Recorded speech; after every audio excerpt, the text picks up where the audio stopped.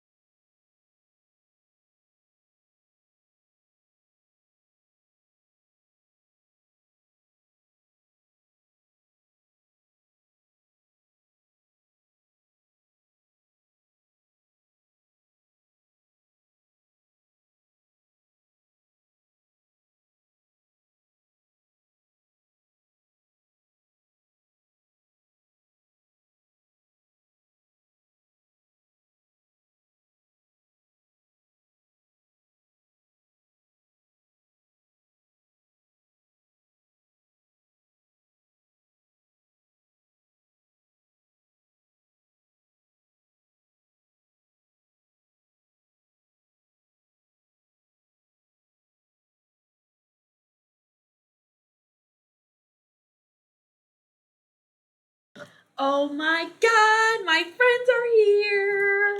My friends are here. That's so crazy. Hey guys and gals and others. My friends are here. Uh Cara Cray is my friend IRL. No offense, punch drinker. You're still my friend. Just not IRL. Good evening, everyone. Um, yeah.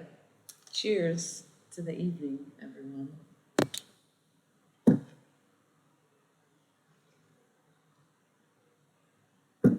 Um, it's funny too, Punch, because I put social media timers on my phone. I needed to. I got addicted to it. Like we talked about, I think I was talking to you about this the other night, but I could be mistaken.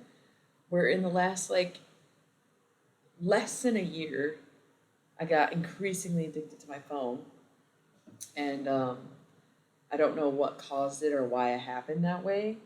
Because the few months before that, I was just really into reading, and I would like lose my phone, um,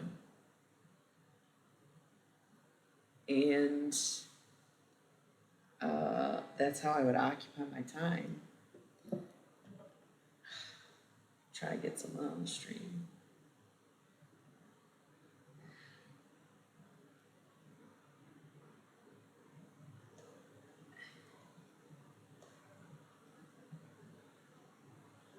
So anyway, got really addicted to my phone out of nowhere for no reason or no perceivable reason.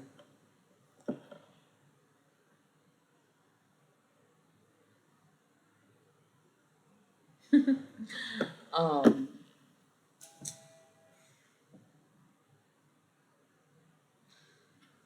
anyway, I one time, it was literally only once, I looked at my timer and I had used my phone for like 8 or 9 hours that day, and I was like, no more of this shit. And I've set a timer and I've just been decreasing the timer over the last few months. I'd like to decrease it again because I ran out of time today. And it's like, okay, the whole goal is to like not.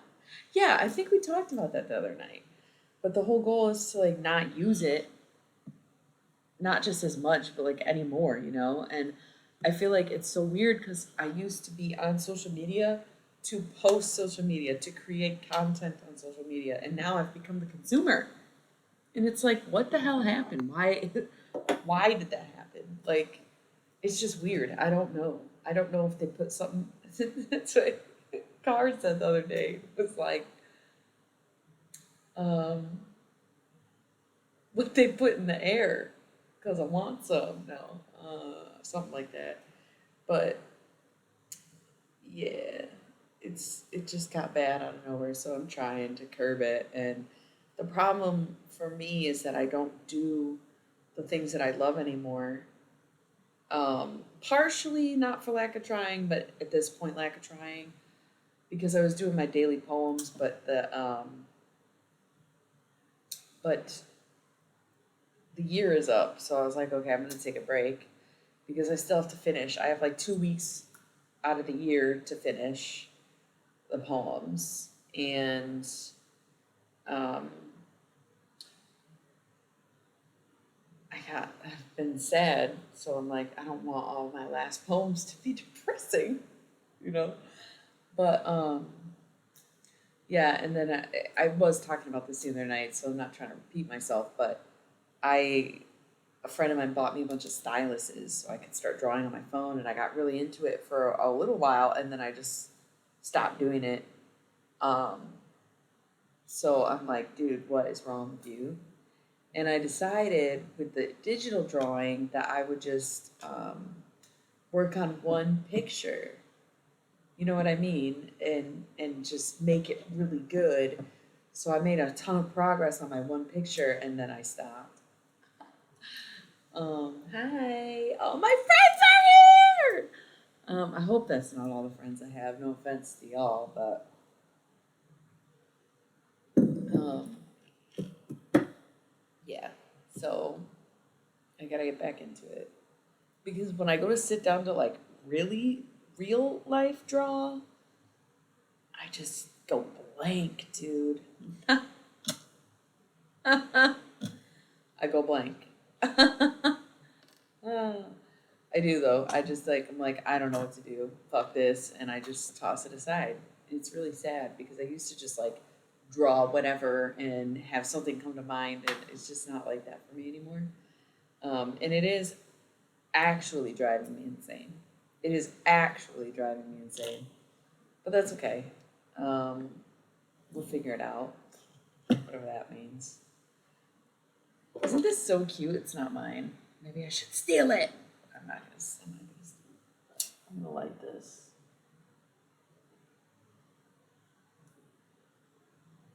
Cause I'd rather hurt than feel nothing at all. Has nothing to do with the incense. I just was listening to that song before we started streaming. Oh, that's funny. I also I don't have one, honestly. So okay, so a friend of mine gave me a lighter. It's like the pastel sky with the cloudy smiley face on it. If you've seen that Bic, um, and I went to the police station to try to surrender an animal because they have a shelter at the police station. And I walked into the courthouse because they are in the same building, same lobby, and everyone was so stupid. So they confiscated my lighter. And I was so mad. It was like full too. I was so pissed because I didn't even need to walk through there. I didn't actually need to, And then I got up to the window and she's like, "This is the court, you fucking idiot." And I was like, "God damn it, okay." So then turns out they weren't even taking cats. We had a cat to surrender. So it was like, oh, this was such a waste of my time and a waste of my lighter. So my cousin was like, "Yo, I have the same one, you can have it." So she gave me the replacement lighter. And this was back in like January actually. And I still have been using the same lighter because I don't really smoke that much. I have a lighter. I have a lighter that I've had since 2016 that I never finished. I still use it. It's got like lingerie on it. I bought it at a gas station in Denver. I think it may have been. Maybe it wasn't my last time there because I lived there at the time, and it maybe was like when I was. It was either when I was leaving to go to Oklahoma for a show, or it was when I was leaving to move back home. But it was like, yeah, it was like one of the last times, I think, that I was there. Because the Oklahoma trip was winter and I moved back in January. So it was like either or, it was very much toward the end. So it just was like, oh, my little parting gift, lingerie lighter. And I still have it somehow. I just usually have so many lighters. But I don't smoke weed anymore. So I don't just have like a plethora of lighters that I use. I don't have them sitting all over my house where I have one in each room so I can smoke weed wherever I want. I keep one with my cigarettes. And I've been fucking vaping. So stupid. So I haven't even been smoking cigarettes. So, point being, this is my cousin's lighter who gave me the other lighter. So I don't want to I don't have mine. I left it at home. But it would just be very funny if I tried to steal her lighter by replacing it with a lighter that she gave me. That was a long story, and it really could have been very short, so I apologize.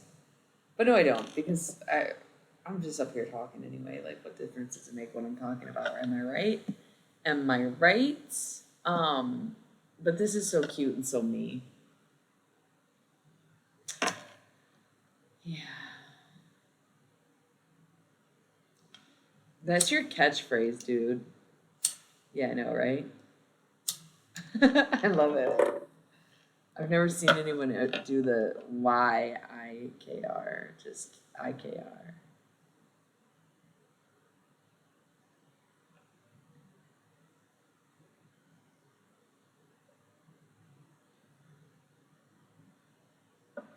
Facebook page for what? Yeah, I know, right? Oh my god, that's so dope. I want to follow it.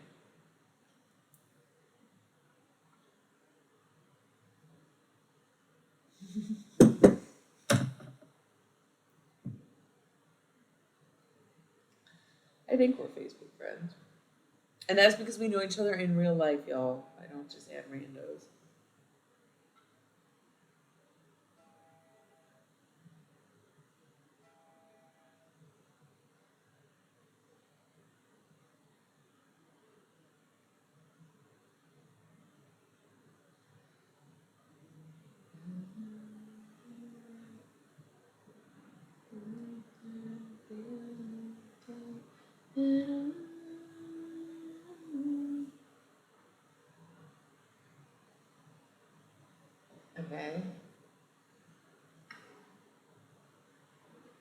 Local business?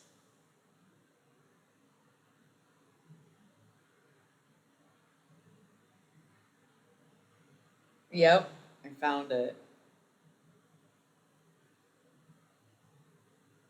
Your little fan updates are so cute. It'll be like three people. You're like, yeah.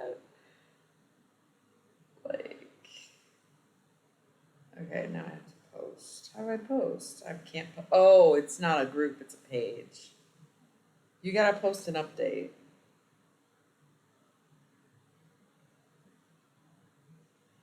I'm bringing it back. I'm just kidding. You never left.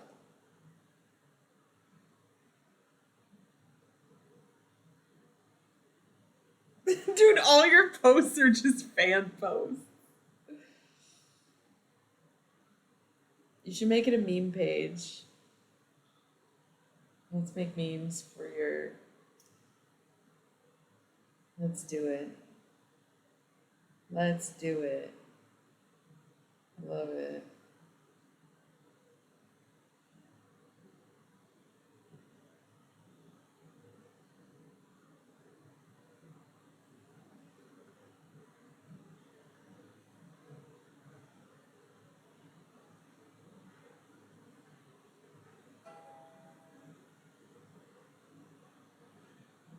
Yeah. Well, yeah, it was like 2011, so that makes sense.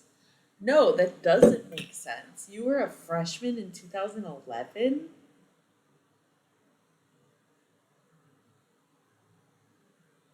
Am I that much older than you?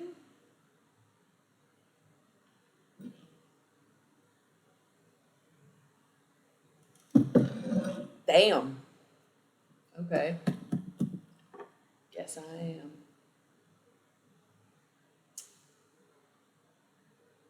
Oh, okay. Yeah, you're right. I'm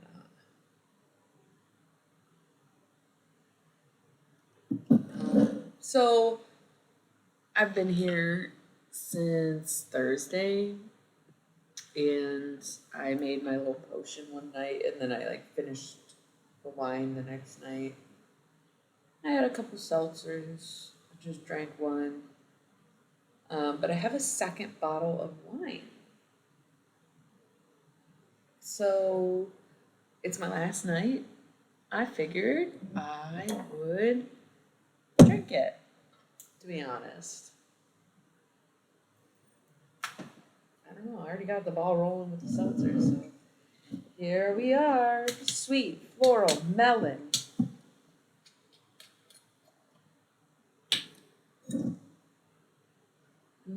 I like Moscato, I find. I used to be like an avid red wine drinker. I'm Italian. It's in my blood. It is my blood. It's not just in my blood, but it is my blood. And my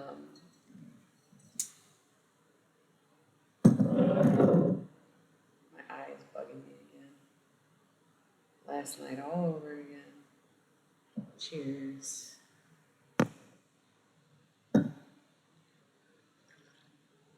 But yeah, I was like an avid red wine drinker, but it was starting to bother my jaw too much. Like it locks up and it gets painful sometimes when I drink red wine, and that's because there's tannins in it, which I'm kind of like, I don't know. It's usually things that are aged in barrels, in wooden barrels, will have tannins. So I guess the tannins come from the wood, or it's a reaction of the alcohol in the wood. And it doesn't always happen, but it just happens enough where I just kind of got out of the habit of drinking red wine. But I hate dry white wines. I think they're so fucking disgusting. Um, and so Moscatos are like super sweet. And I'm a bitch, a baby, if you will. And I like sweet wine.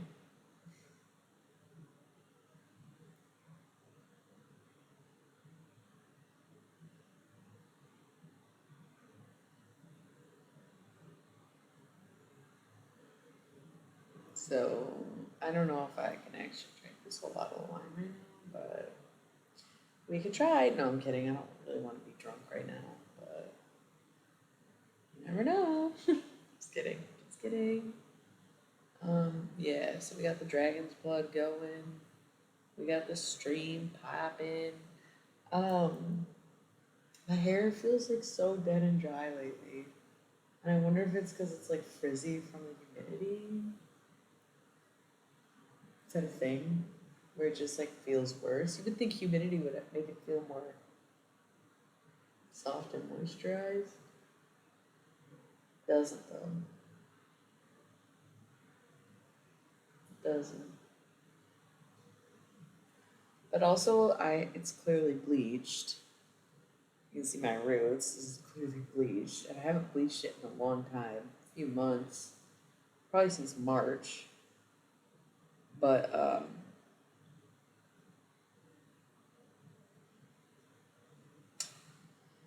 you know, could be that. And I just need to trim, get the dead ends out of there. So yeah. But anyway, we got our incense, we got our wine, we got our friends. Who wants to do some tarot?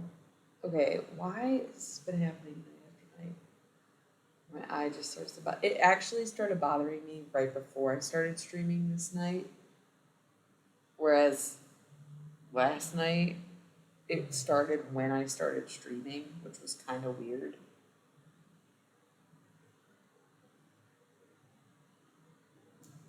But it hasn't, it's just been driving me fucking crazy. It's so annoying, and it's probably uncomfortable to watch me just like go to town on my eye. It probably helps that I'm wearing glasses so you can't really see.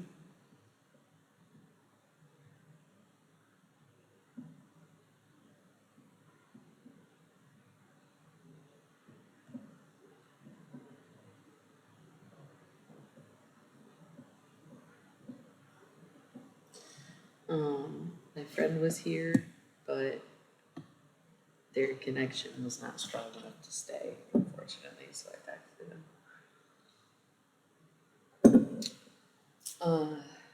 Yeah.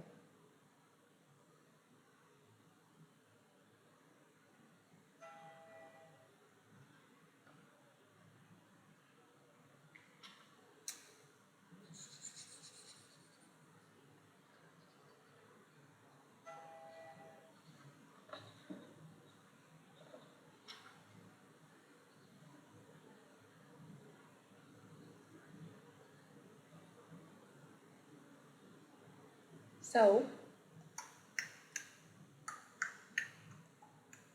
finished the Dexter book this morning, and I honestly just want the next one. I'm trying so hard to read the books that I've bought in the last few months before I get any more from the library, but I have like 30 books to read, and I don't think I can wait that long to read the next Dexter book. It was so good, let me tell you.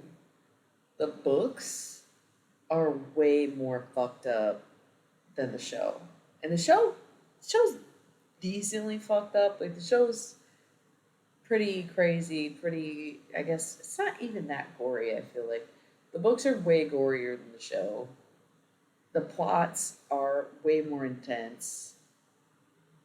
It's just they're oh my god, they're so crazy. I can understand why the show didn't use the book plots for the show because they are that gory where I feel like they would have had a hard time putting that on TV. Like I don't know that the show would have got picked up if they would have stuck to the plots of the book. Um, so it's just yeah, I was just looking at it. That's why I thought of it. I started reading The Hate You Give, which they did make into a movie, and I thought it was a pretty good movie. So I'm excited to read the book. But now that I've read like one page, and I'm like, well, it sure ain't Dexter. And then I have one more library book. I couldn't find it, so I was like, I'll just start this other book. But then I found it in my trunk, which is my library. So I have to read that. And then maybe once I return that book, I'll get the next Dexter book. But when I read the prequel of the next book I'm reading, it took me like 2 months to read. Well, I guess it took like a month and a half to read it. No, I'm skipping May. It took 2 months, 2.5 months for me to read that book. So I don't want the next one to take that long. It's a shorter book, and the topic is more interesting to me. Because I was reading Blitzed, and it was about drugs in the Third Reich. And it is super interesting, but I would only read like a couple pages at a time. And then I wouldn't read for a week. And then I'd be like, oh, I gotta read. And then I'd read a couple pages. And then I was like, okay. It took me a very long time because it's historical information. And it's really a pretty negative subject matter. We were talking about Nazis on meth. And I did learn a lot. And it gave me a different evil perspective on the Nazis. But it's a lot to take in. And so the second one is about the CIA and LSD. And I feel like that will hold my interest better, even though it's probably just as fucked up. But I'm going to try to read The Hate You Give first and then read Tripped. Or maybe I'll read them simultaneously. I used to be able to just read multiple books at once, but now I kind of don't like to. I don't really like watching multiple shows at once either, so whatever. Even though I haven't been watching anything. I watch X-Files with my niece, which is kind of crazy, like low-key it's crazy because she's 5 and everyone's like, she's kind of young for X-Files. I'm like, yeah, you're probably right. She probably is. But she was spending the night at my house. And I was like, do you want to watch something? And she goes, well, what do you want to watch? And I said, well, my favorite show is The X-Files. And she goes, I want to see it. And I said, okay, it's pretty scary. And she's like, is it really scary? And I was like, I don't know, it's pretty scary. And she's like, I want to watch it. So we watched the first episode. First episode's pretty tame, pretty mild. She's like, do more people die in this show? And I'm like, oh yeah. And I told her a spoiler to make her feel better. And we're like halfway through the episode, probably 25 minutes left. And I'm like, if you're tired, we don't have to finish this. And she says, I have to know how it ends. And I'm like, hell yeah, okay, that's my dog. Second episode, the next night, she spends the night again. Second episode, she looks at me and she goes, I'm watching this and I'm listening to what they're saying, but I don't understand what's going on. And I'm like, yeah, that totally makes sense. Like, yeah, of course. Not at all surprised. Like, you probably shouldn't be able to understand it because you're 5. And this is about FBI agents hunting paranormal activity. So, second episode is particularly specific like that, where they're like, it's really intense. It's very conspiracy. Third episode, I warned her. I was like, it's a Victor Toombs episode, and I was like, this episode is really scary. It's really scary. We don't have to watch it. She goes, no, I want to watch it. We're on the third episode. Like, I want to watch it. I said, okay, we'll watch it. Halfway through the episode, she goes, this is really scary. And I'm like, yeah, we can skip it if you want. We don't have to finish this. And she goes, no, I'm facing my fears. I was like, fuck yeah, dude. Oh yeah, she loves X-Files. Yeah. She doesn't know who Mulder or Scully are, but she loves X-Files. So that's a win for Auntie. Not gonna lie, win for Auntie. But anyway, now we're really rambling. Now we're really rambling. Sorry.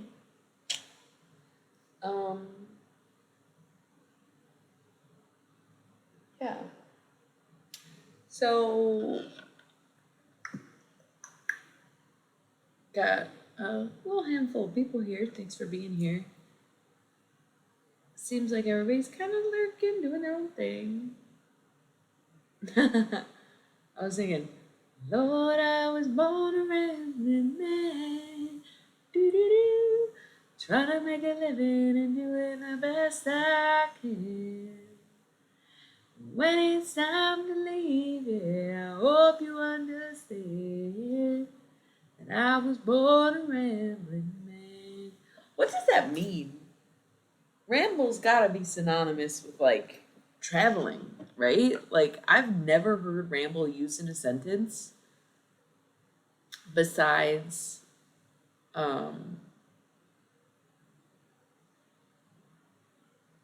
besides as talking, except for in music. What did he mean by that?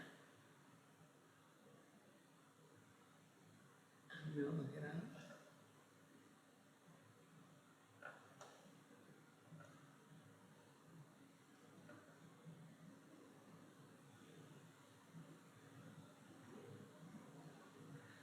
Lord, I was born a rambling man. Oh, walk for pleasure, typically without a defined road. Talk or write at length in a confused or inconsequential way. That's so interesting. You can also use it as a noun, a walk taken for pleasure in the countryside. I guess it has to be the countryside. That's so funny. You can't ramble in the city. Can't ramble in the city. That's so funny. Put out long shoots and grows over walls or other plants.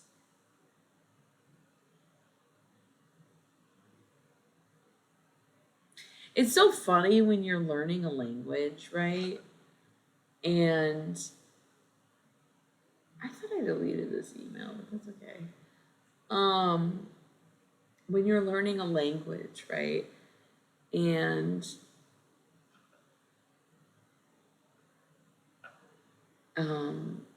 you learn a word, and the word has many meanings. And when you're learning a language, you're like, damn, this is so confusing.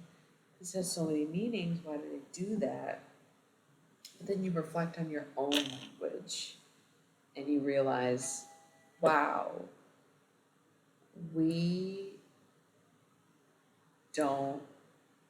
we do the same thing, right? Like we do the same thing. So, lurkers, chatters, friends, people in the stream.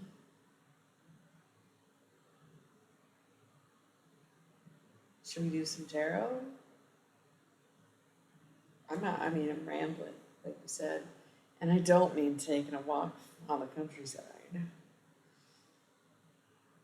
Rambling, sing my song, keep rambling. I want to cut this. I'm growing my hair out.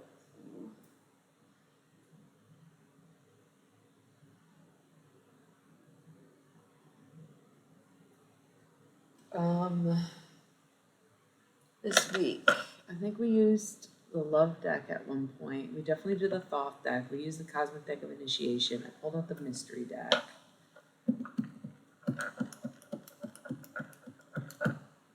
I guess that would leave us with the Halloween Oracle.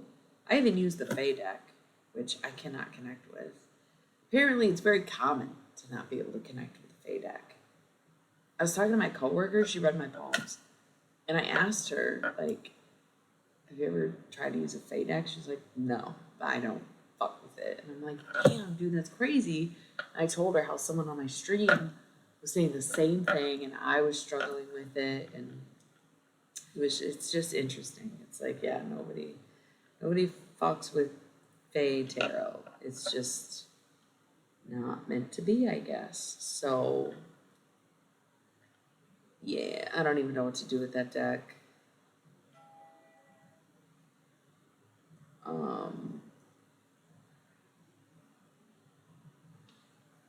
Yeah, but anyway, I guess we could just do the Halloween Oracle because I think that's literally like the only deck we didn't use this week at this point.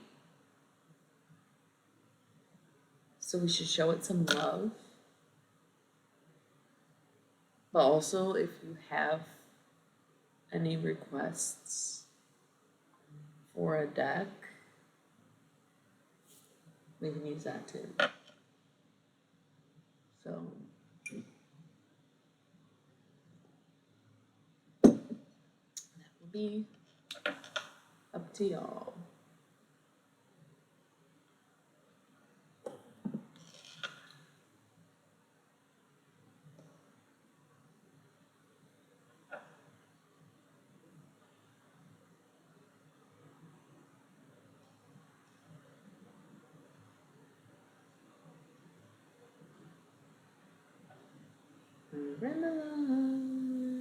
Sing the song. Now that's stuck in my head.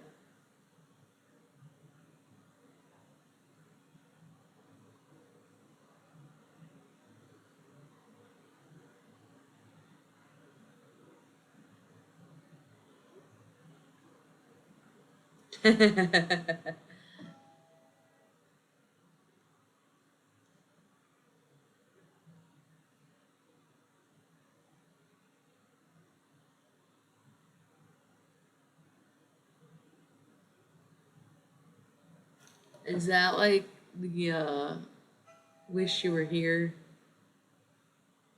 Among Us?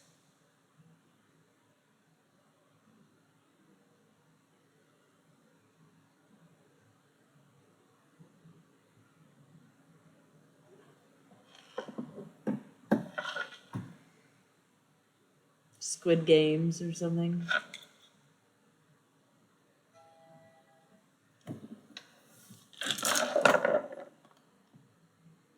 What is that?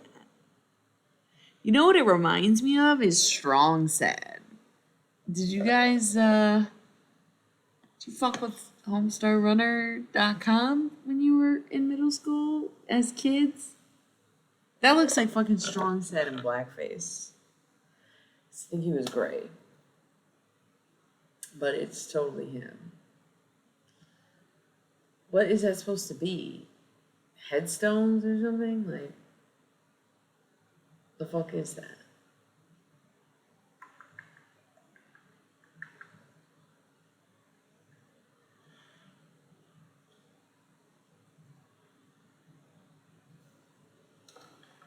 Yeah, that's what I'm saying.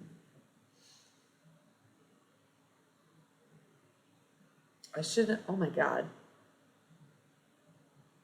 I hope nobody saw that. I shouldn't have picked this up. I just wanted to look at it. It's so cute. Did anybody see that? Be honest. Those are not fucking waves. No, I totally see the waves. Yeah, that makes sense. I see it now. Do you see what I'm seeing though? Where I see like Among Us, Strong Sad.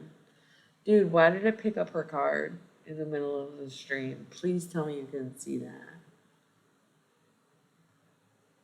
Somebody's gonna zoom in. Oh yeah, I could totally see Cookie Monster.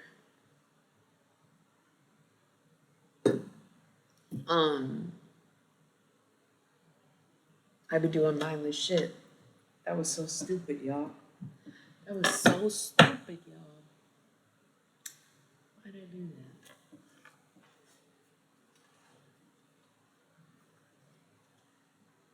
Did we do a love reading? No one was here to tell me. I think we use wine shit. Ain't that the truth? Did you see it though?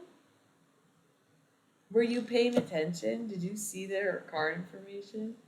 To be honest, it's a fucking child, so it's not like she has any fucking money. Girl don't have a job. That card probably has nothing on it. It don't really matter, but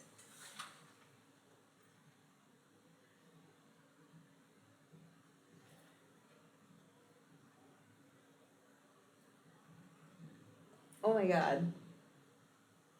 So, when I was in Colorado, I can't even see the waves. True. So when I was in Colorado, I bought the mystery deck. No regrets. I love that deck. It's seriously like such a good deck.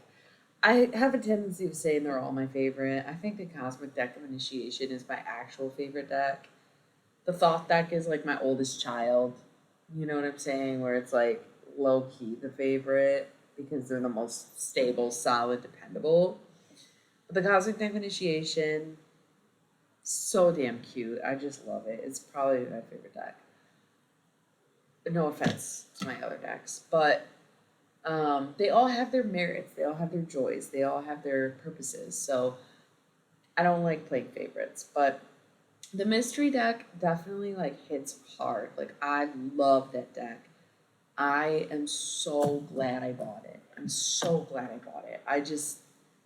It suits me really well. It suits my readings really well. Like I just couldn't say enough about my damn fucking deck. Like I love that deck. But that same trip, there was this other deck. I think it was the same. Maybe it wasn't the same trip. I go to Colorado more than most states, to say the least.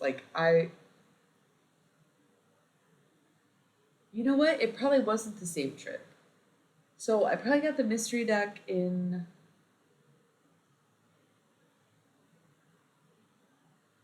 I was gonna say I probably got the mystery deck in 2020. But actually, no, 2021. So my bestie got married. I got the mystery deck on that trip. And then I went back for her kid's first birthday and I got this deck on that trip. That's what it was. So I bought them like 2 years apart, I think.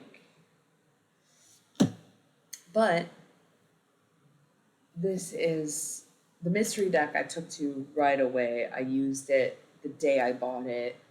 I got very integrated with it. I played with it on stream. I knew immediately what its purpose was, and it just was so beautiful. I loved it so much. Immediately just connected to it so strongly. Because I like buying used decks. Like every reader is different for sure, and my readings are very different compared to most readers, I'll say. And a lot of people won't buy used decks. Oh, it's got other people's energy. Yeah, I like that. I like that somebody's guiding me. Like nobody. I had one auntie give me the basic rundown of tarot and make a couple suggestions to me. But other than that, nobody taught me tarot. Nobody taught me tarot. I learned on my own, besides her giving me the basic rundown. So I don't mind having teachers before me. I don't mind somebody having used a deck and me picking up on what they were doing with it. You know what I'm saying? Like, I have no problem with that. I love it. I love a used deck.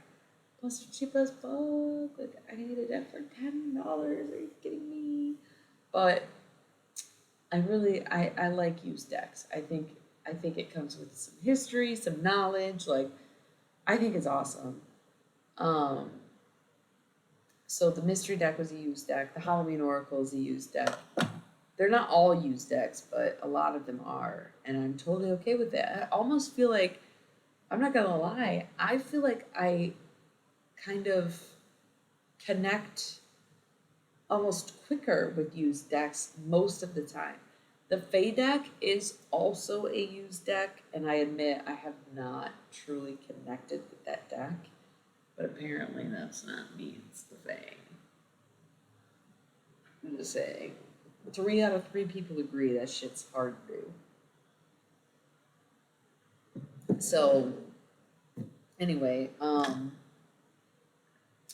got this deck and I fell in love with this deck right away.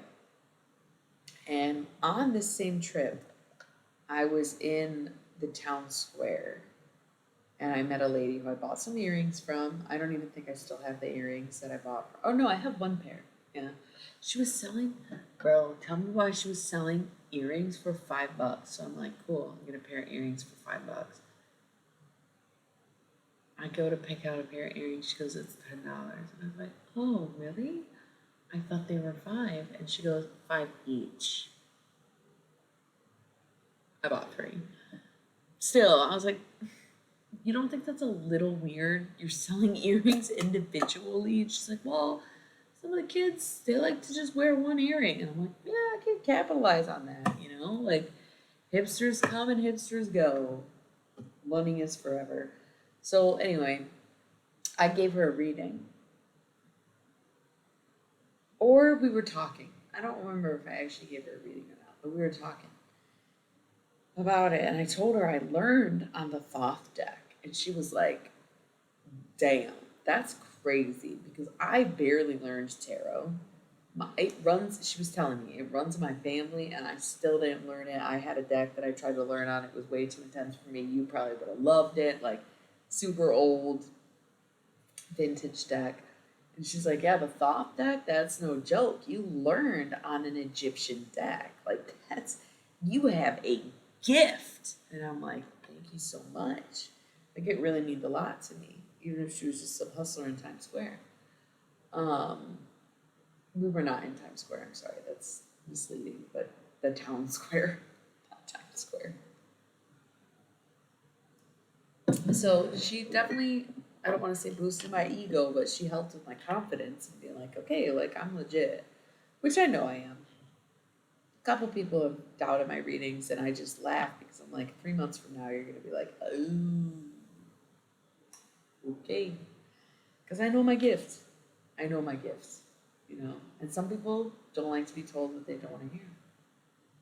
That's okay. I get that. But at the same time, it doesn't change my reading, right? So anyway, she was like very impressed that I learned on an Egyptian deck. And she was like, that's honestly crazy. You're so gifted. Okay. So I go to the shop where I got the mystery deck from. And I bought this deck.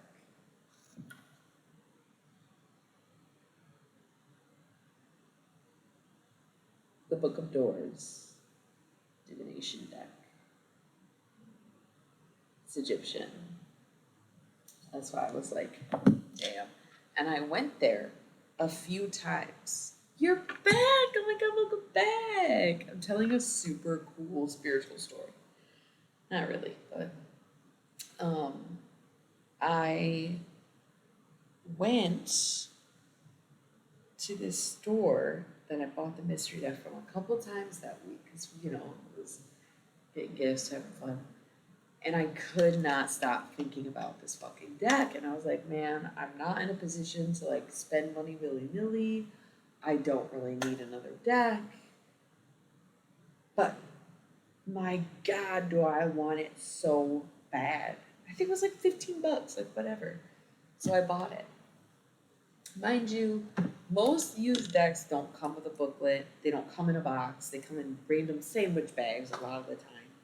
That's why all my decks are in Crown Royal bags, because half the time I don't get anything in them, right? And the Crown Royal bags, like, legitimately, the most perfect tarot bag. I don't give a fuck what anybody says. I don't give a fuck what anybody thinks. They're perfect. And the fact that they come in such a variety that each one of my decks has a different color bag, fuck yeah. It's literally perfect. Like, I do not care. You could not deter me. You cannot say anything to me. You cannot judge me hard enough to make me stop using my fucking Crown Royal bags. Okay? I love them. I am having a hard time remembering what the fuck I used for my tarot decks before the Crown Royal bag, to be honest. I had a tin. I bought like a tin of stationery from a hippie shop. Okay, I should not call it a hippie shop, a crystal shop. And I took the stationery out and put my original Thoth deck in the tin. And then I replaced the Thoth deck years later, like bought a new deck of the deck, and I kept the old deck in the tin. And I guess that's when I switched to the Crown Royal bags because for a long time I only had one deck. And then I bought like the Damon deck, which I have in like a silk bag. That's one of the decks that I should say one of the only I have a few in boxes, but that's one deck I don't have in a Crown Royal bag. And then yeah, some of my newer decks that I don't use as much I leave in the boxes. The pink deck has a really nice box. You gotta check this out. Pink deck came in a really nice box. It's got the magnetic. Yeah. Yeah, this one stays in the box. I mean that is nice. That's nice. That's never going in a Crown Royal bag. Why would I ever? No. No. So anyway, a lot of the decks I buy don't come with instruction booklets, so no big deal. I figure out how to read them on my own. That's how I learned tarot. Like the first deck I ever got was a deck just sitting in the back room. I've told this story so many times, but it was just a deck sitting in the warehouse of the crystal shop, bare. It was just sitting there, like no bag, no box, no booklet, no nothing. So I learned to read tarot from the cards, right? Like I learned from the cards. So it doesn't bother me if a deck doesn't have a book, and even if a deck does have a book, I typically don't read it. I I'm not gonna lie, I don't read it. I know the gist of tarot, and half of the reading is knowing the cards, where the other half is feeling them. I don't use booklets. I some decks I'll skim through it and be like, okay, it's pretty much the same. Because the Thoth deck being my base deck is very different than like traditional Rider Waite, which is what most tarot is based off of. But I think if you have the gift, you have the gift. Like if you honestly need to learn from a booklet, then you probably don't have the gift. I'll just be straight up about it. I don't give a fuck. I don't give a fuck. However, this deck, I say this to say this. This deck, I never used. I've had it since 2023, summer of 2023. It was actually literally right around this time because his birthday just passed. I've never used this deck because it came with a booklet, came with a deck, and it came with a die. And I was like, I have no idea. I have to read the booklet. I have to read the booklet. There's no way around it. I have to read the booklet. I have to know more.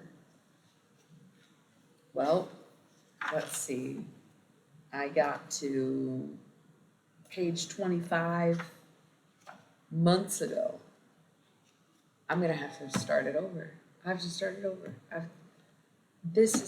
We were talking about books. That's kind of why I thought of this. Anna was reaching in my bag. I have to read this. This is like the first tarot deck I've ever had where I was like, oh yeah, I'm going to read this. I'm going to read this. Because look, I'm using it as a bookmark. I don't know what that means. I don't know what that says. What? What? Yeah, look at the back though. Fucking cool. So I was just so drawn to it that I bought it, but honestly, no idea. I mean, it's such a cool, intense deck, dude. So cool, so intense.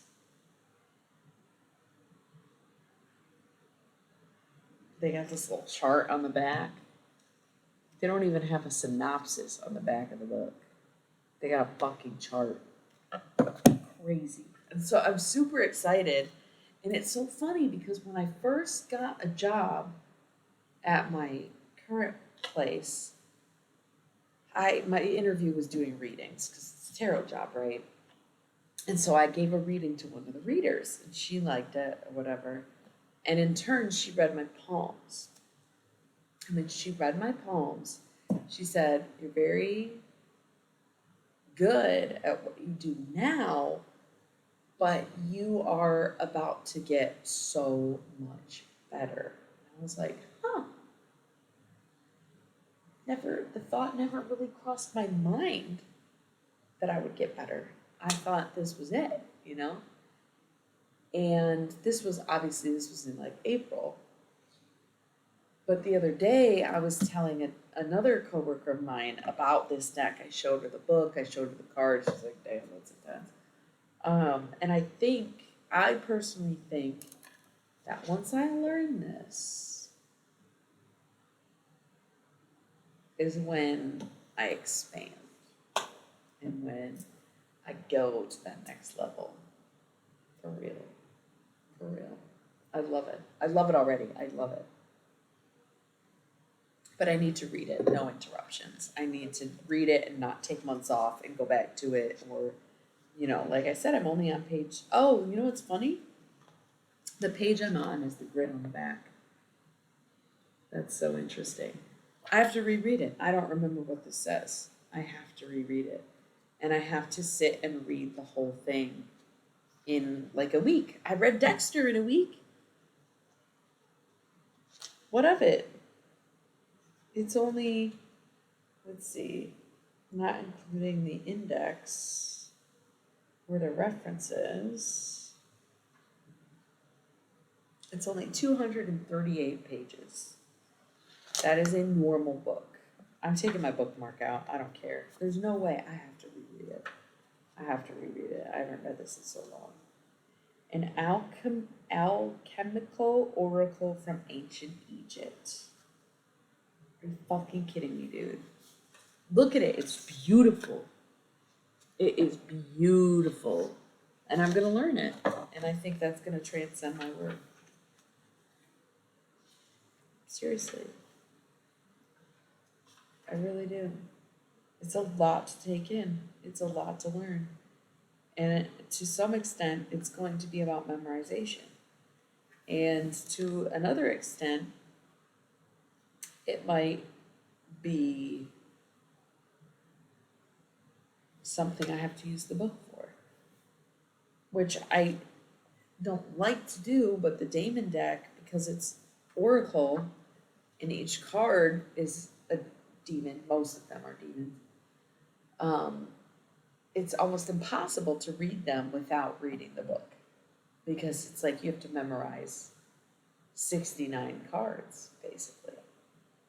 And it's like, that's a lot, but it's worth it. Worth it. So, we successfully rambled for almost an hour. Okay. I have to roll an ad. We have 4 minutes until I have to roll the ads. But when I come back from the ads, lucky for you, we are going to start the tarot. Technically Oracle, but same shit. So, get up, shake around, go to the bathroom, wash your hands, drink some water, get a snack. Do what you gotta do. We got 3 minutes, and we'll be back. Thanks for being here.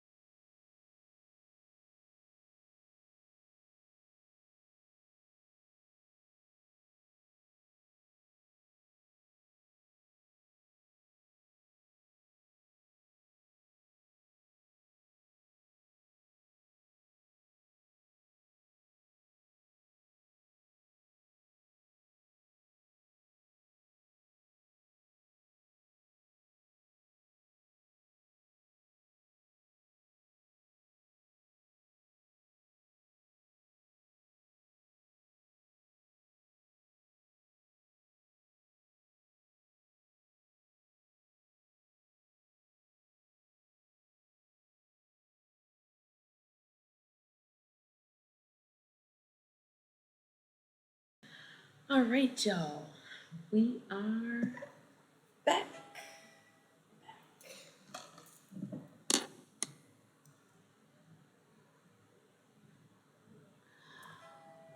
Wow.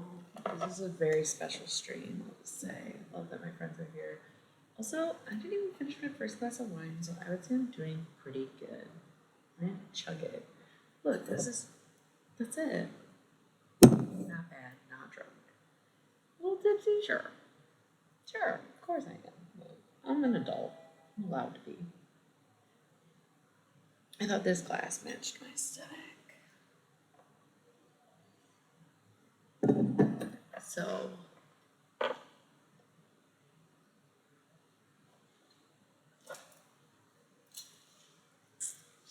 comment on those.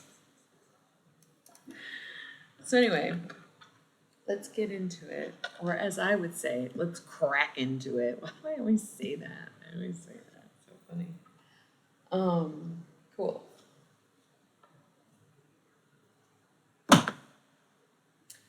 Halloween Oracle. So, Halloween Oracle has two purposes.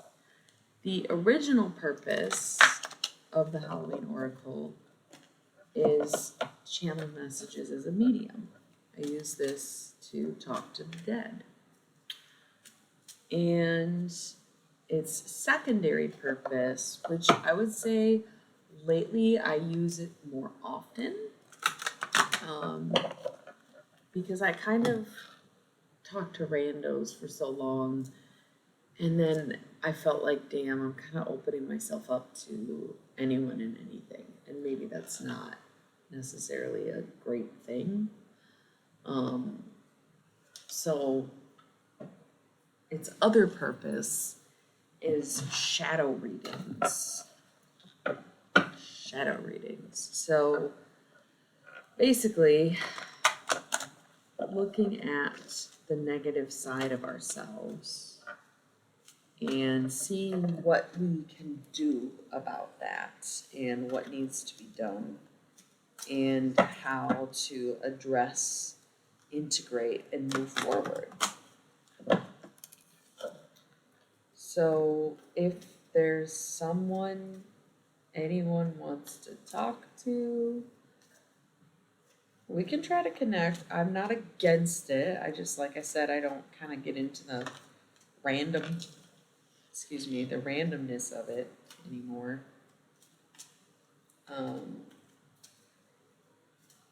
I mostly use it for the shadow readings. So.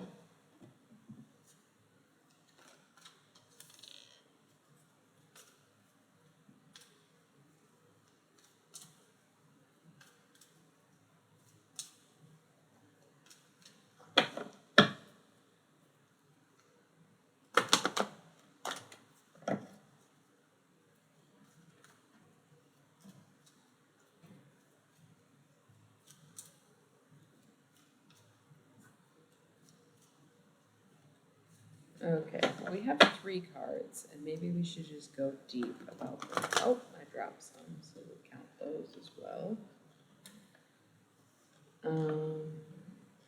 Hi, Bubby. You want to come say hi? Come say hi. Come here. Come say hi. Come on. Come say hi. Say hi. There's a potato. There's a potato. There's a little potato. I miss you. I haven't seen you in a while, huh? Okay. You were sleeping? You were sleeping? You were sleeping and now you're awake, huh?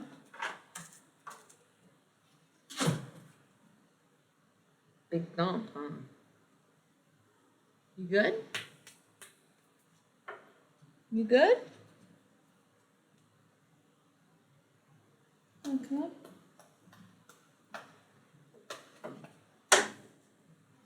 Who's a baby? Who's a little baby potato? Who's a little baby potato? Oh. Okay. My pal, my bestie, my friend, my confidant. just love him. I love him. He's so cute. Pit bulls are like one of my favorite dog breeds. Actually, they're probably my favorite dog breed. I don't think there's a cuter dog out there.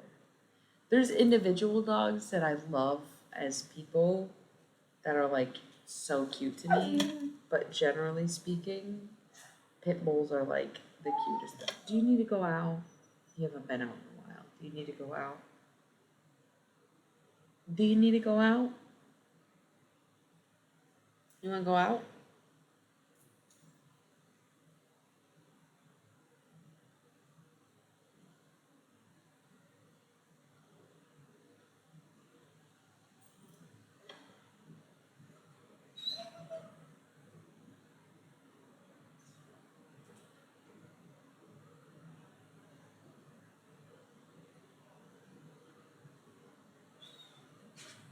Okay.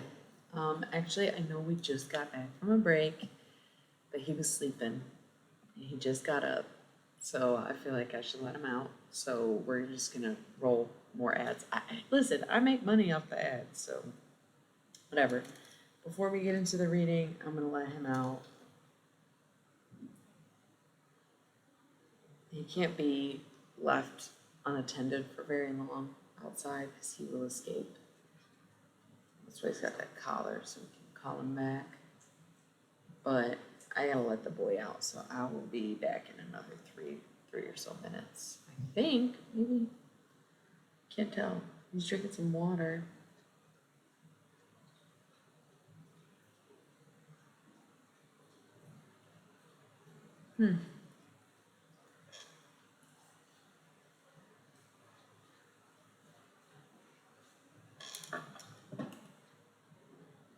Let him drink water.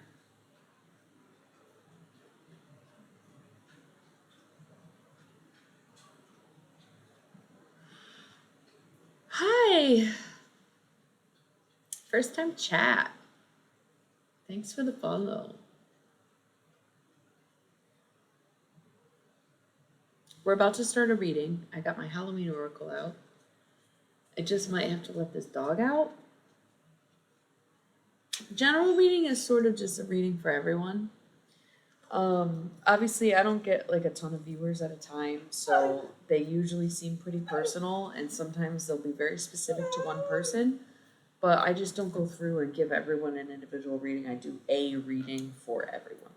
And again, when it's this low of viewers, it ends up being pretty personal, but I think I do need to let him out, so I will be back in a few minutes. Sorry, y'all.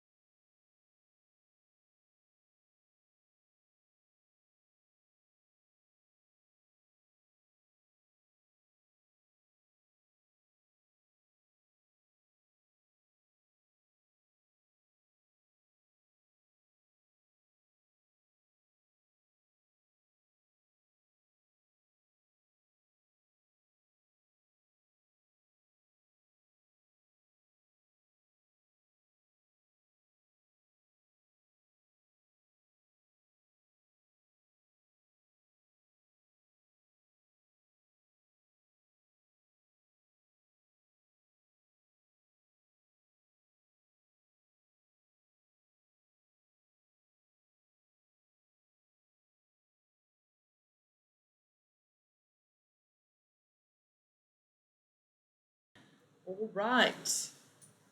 Ladies, gents, they, thems, we're back. We're back, baby. I got some cards on the table. I got 7 cards on the table. Maybe we'll shuffle a few after. I feel like low key I'm starting to get tired, which makes sense. It's almost 1 in the morning. And I've been drinking.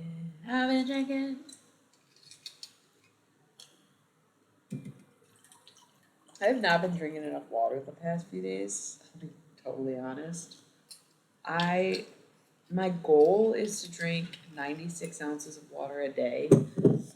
Most days I hit 80. Not bad. Still a good amount of water. Some days I hit 96. Some days I only get to 70. This week, I've been getting like 64, if that. Like, it's bad. Don't, what? You just went out, you have food, you have water. He just wants my attention. They all just want my attention. Anyway, yeah. But water check.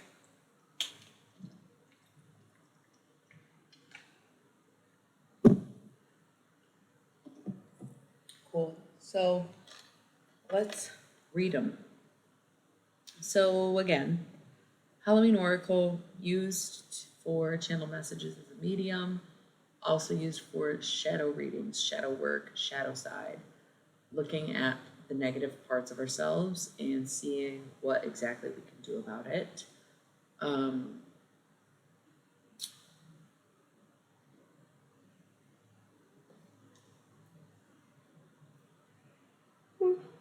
See, I'm getting tired. I'll probably wrap up after the reading. I feel like he scratched me. Got a fresh scratch. So, couple things to note about me as a reader. 1, I don't do spreads. 2, I read reversals. If it's in the upright, it is what it is. If it's in the reverse, it's the opposite. If it's on its side, it's neither nor. Needs to be decided in between. If it's face down, it needs to come to surface. If it's face up, it's already there. If it falls off the table, into my lap, on the floor, it's a future card. I put it aside for the end. I think that's about it. So let's look. Bottom of the deck, we have invisibility, authenticity. Who are you when the clothes come off? The person you are behind closed doors. Is that the person you are when they're open? What? Why did I feel like doing that? Something about hands. What is this?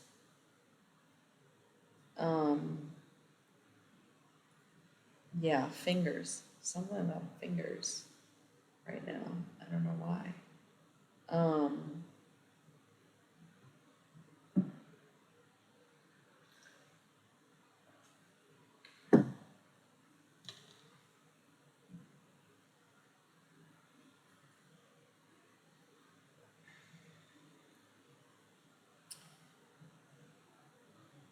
This reading is about you being your true self.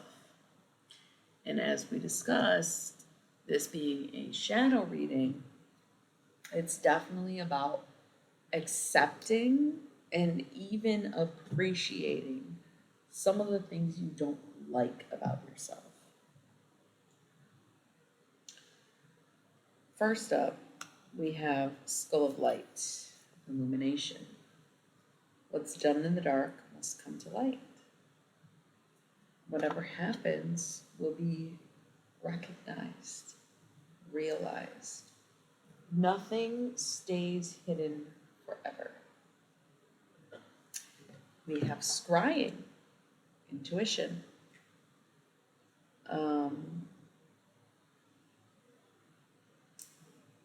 Trust it, build it, be about it.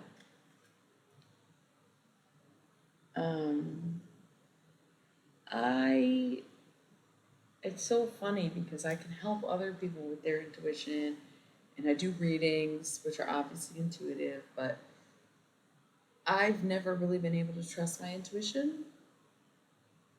I've never been able to do a reading for myself. Like it it kind of just is what it is.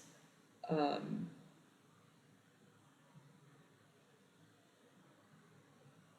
it's almost like I have a block on it for some reason when it comes to me. So as for building your intuition, I was mentioning this last night. Try playing a memory game and just intuitively guessing your matches instead of memorizing your matches.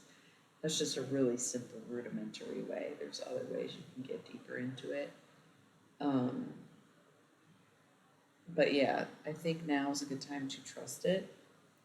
But going further, we have zombie control.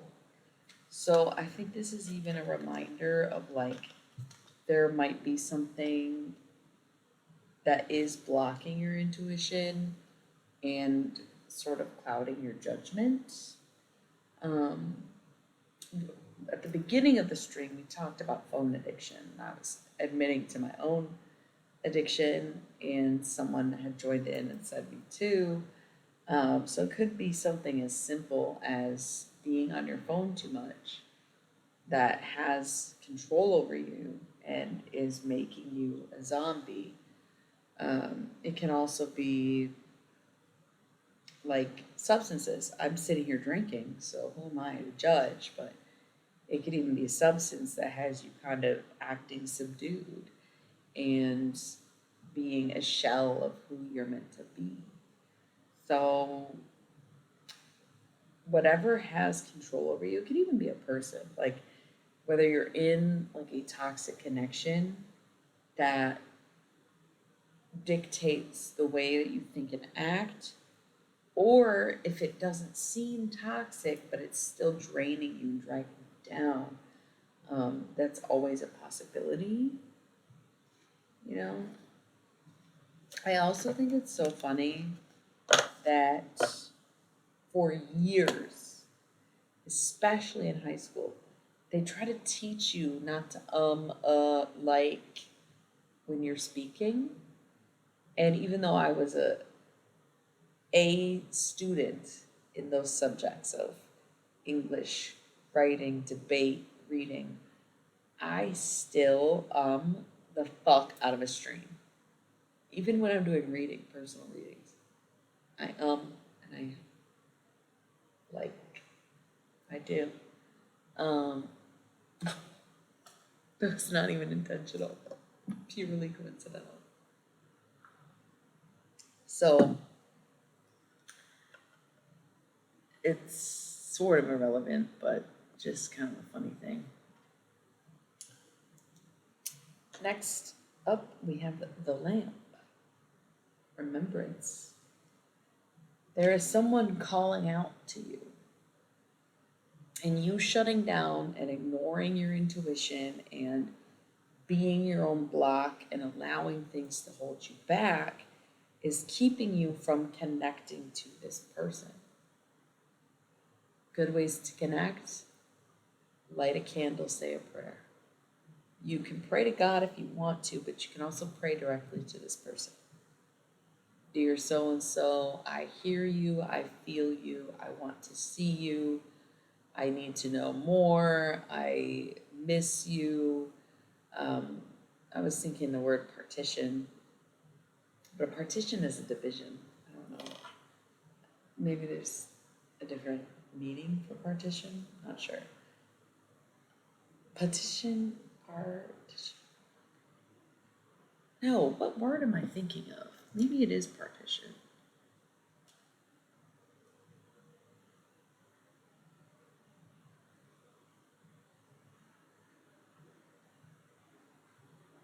Yeah, divided. That's what I was saying.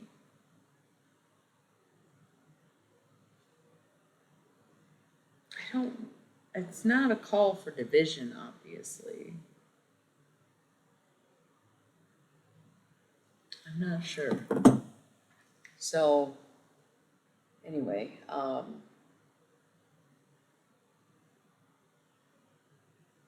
partition.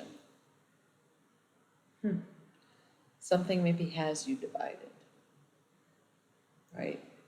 The partition is the veil, the wall between realms, the living and the dead.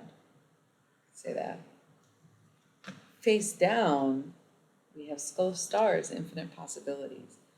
You are not recognizing the opportunities that you have. You're not counting the things that could be. You're focused on what is. And you need to be more focused on these possibilities and knowing that anything could happen. If jack-o'-lantern protection, this kind of goes back to remembrance, where this protection,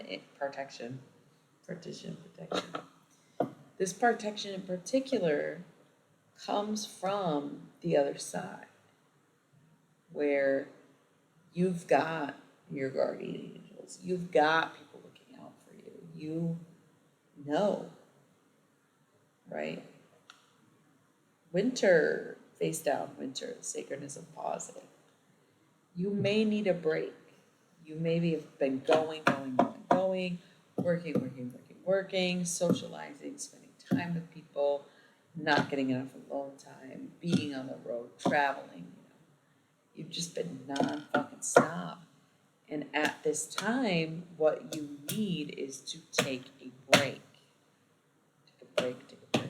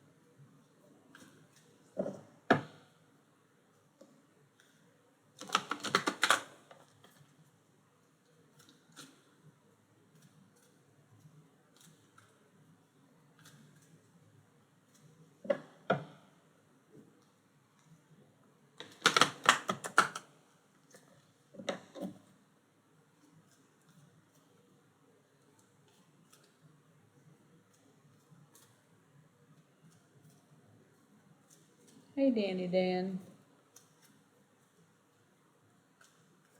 We're in the midst of a reading right now, so you came at a good time.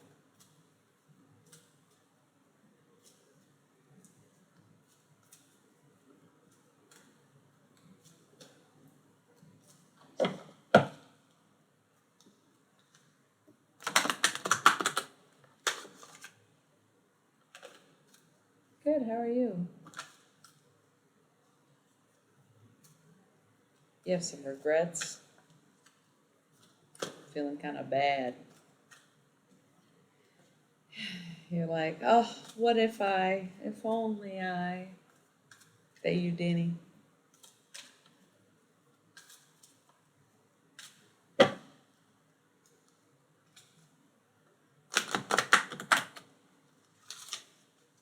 No, I think you are. Could be wrong. And honestly, I shouldn't say feeling bad. I don't think you're necessarily feeling bad. But having regrets, you can be very happy and think, damn, I wish so-and-so was here. Or Damn, if only I was still at this one place.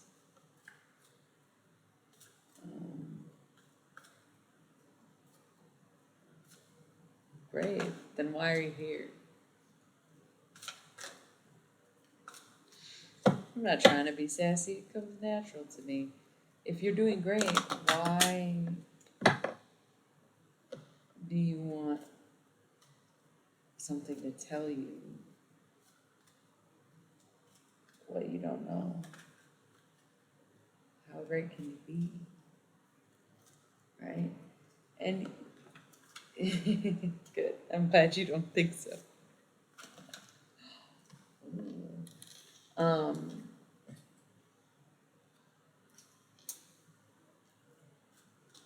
yes, heaven is here, but so is hell.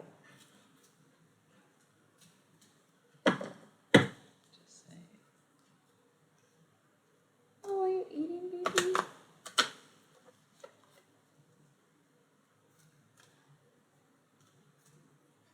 Thank you. I am known for being difficult, direct, real, annoying, clingy, possessive.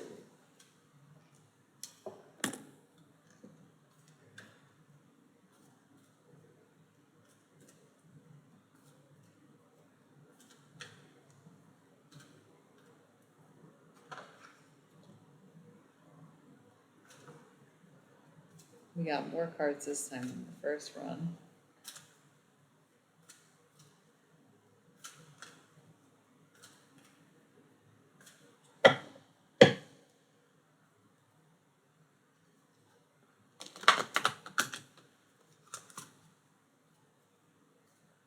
I think this is like a 35 card deck. It's funny, I'm looking at, I was like, damn, that's not that many cards.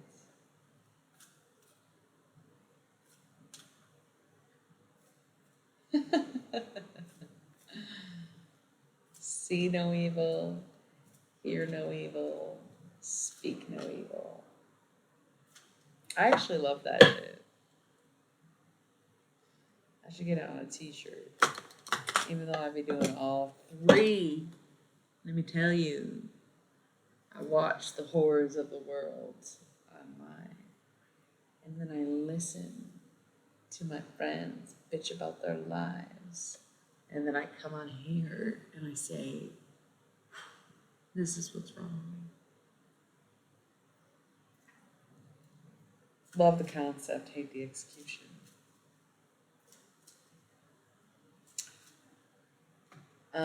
Some people say I'm a bully. I say I'm a holy man. And you're like, the fuck are you talking about? First of all, you're not a man. Cool. Gender is a social construct. But I have been called a bully before. And I get it, but I don't, you know? I think as someone who was bullied in their youth, you learn to bite back, fight back. Hi, baby. You want to come say hi? You want to come say hi? Come here. No. Come here. Where's your baby? Where's your baby? Okay, careful with the dress. Love you. Oh, I love you. I love you. I love you. I love you. I love you. I love you. Mm-hmm. Oh, gross. Love you. Oh, it's a baby. Yes, we'll go to bed soon. Okay, we'll go to bed soon. Yes, it's a baby. Ew! Stop licking my lips, weirdo.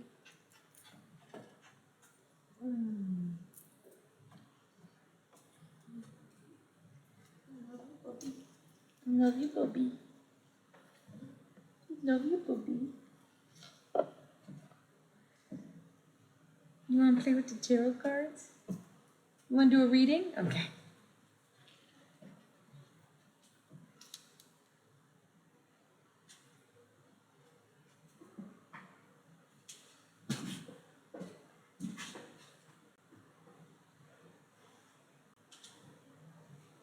Yeah, I agree.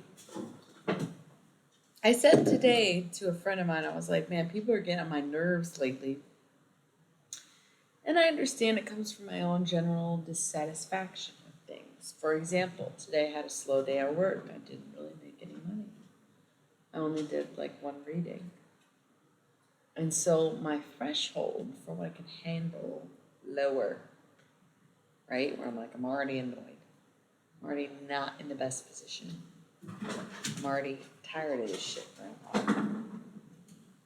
And you know what? It is too damn bad.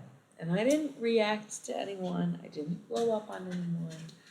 I didn't do anything totally horrendous based on how I was feeling. But I felt it. You good, sir?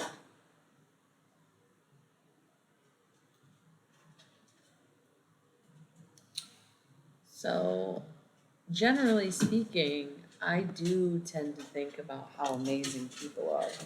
And not even on an individual level, but I'll be driving and I look around, I'm like, damn, we built this. Like, that's insane, dude. Like, sure, it'd be nice to be reclaimed by nature. It'd be nice to have more walkable cities, as I do not live in Europe.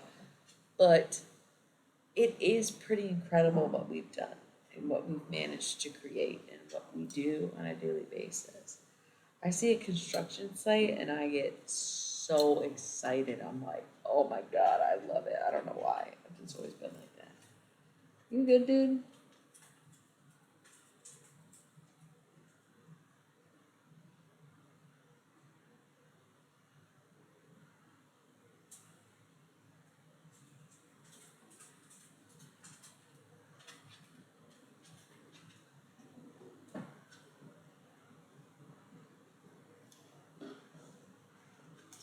But anyway, I really wanted to flip this over. I feel like this card is irrelevant. So, getting on with it. Um, I guess I made a joke about being a holy man. And as it were, we were reading Be Here Now. And Ram Dass goes to the Himalayas and he visits the holy men. And his interaction with the holy man starts with him getting fucking roasted, getting teased, mocked, made fun of by the holy man. And he's like, who the fuck does this guy think he is? Then the next part is the holy man talking about his dead mother. And he's like, well, dang, how the fuck did you know that? And the third part was making him feel better and sending him on his merry way. So when I read that, I was like, that's me as fuck. Like, roast, ghost, coast. That's what I do. That's what I do. I will make fun of you, and then I will talk to your dead relatives, and then I will make you feel better somehow. Send you on your merry way. And that's why I make jokes about being a holy man.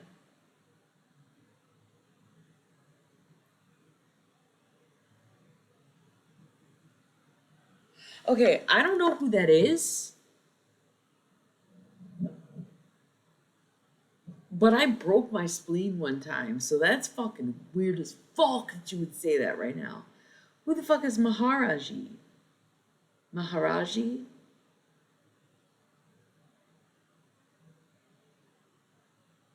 Omzi. What the fuck are you talking about? I literally broke my spleen, had to have surgery to fix it. Oh. Oh, you know what I'm talking about. You know what I'm talking about. There you go. That's my dude right there. You fucking know. You fucking know. That's amazing. Nice. We read it on stream a couple summers ago. It was like summer of 2023. We got to the yoga section and I was like, okay, we'll do the yoga together. And then I just really hi. And then I just really didn't have the space to physically do the yoga, so we just never finished the book. But somebody brought it up the other night, like, can we finish it? And I was like, yeah, we could just review instead of like doing the yoga, we could just go over it. But obviously, I don't have it on. Well, not obvious to you, but I'm not at home right now, so I don't have the book on me. But I think that I will try to make it a point to finish the book. Are you getting grumpy?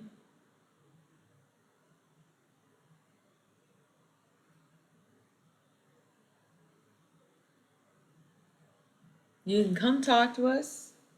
You can lay down. You feel me? I'm not trying to give you ultimatums. You can walk around if you need to. You can eat some food, drink some water. If you need to go outside, I'll let you outside. Yeah. Yeah. I just love that you happen to be reading it right now. I mean, I'm almost blown away by that. Truly. I mean, what are the odds, right? That I haven't read it in 2 years, but you're currently reading it. So, honestly, I don't know why I'm very moved to take off my glasses. They are a prescription, but I don't actually need them up close. And I just thought I'd wear them because they match the outfit. But something is giving me this moment of vulnerability to just take them off. Yeah. So, what do you.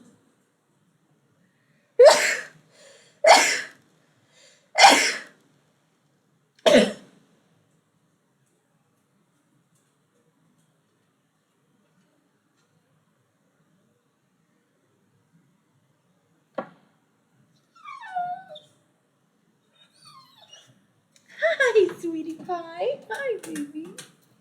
Hi, baby. You're so cute. You're so cute. I love you.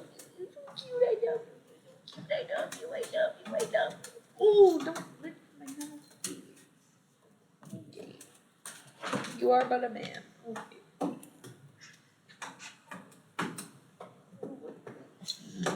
Oh. Yes, a baby. Okay. Thank you.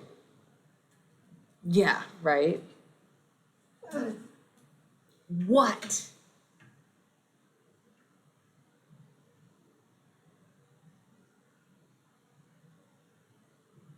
You good?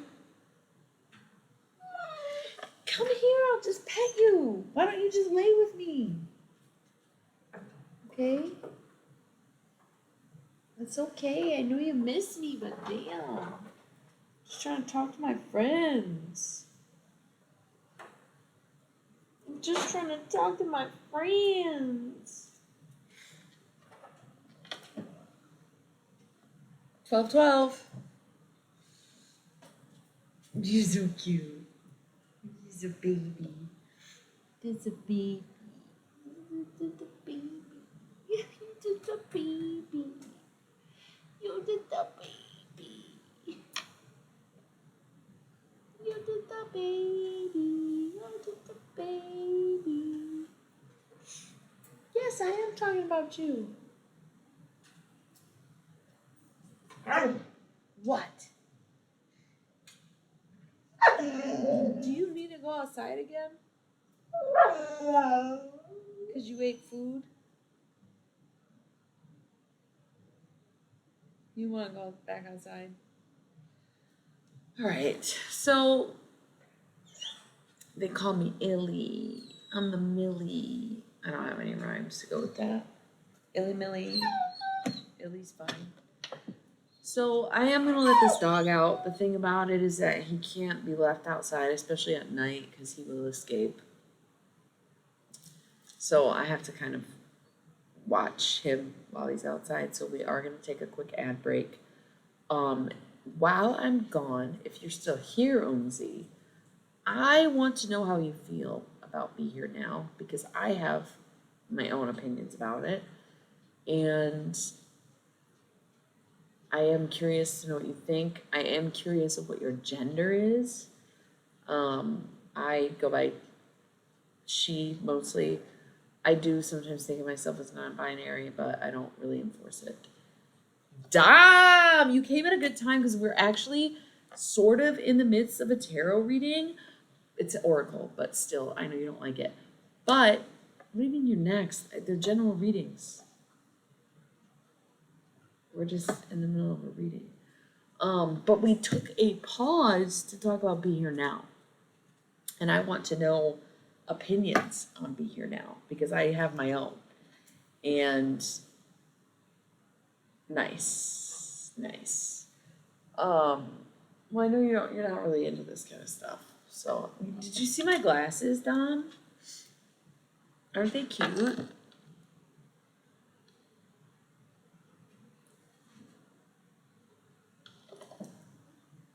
I was wearing them all night, but I just recently took them off. Yeah, thank you.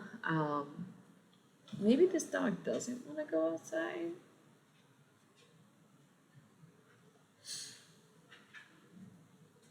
He's kind of just playing with his toys now. That's not even a toy, but okay.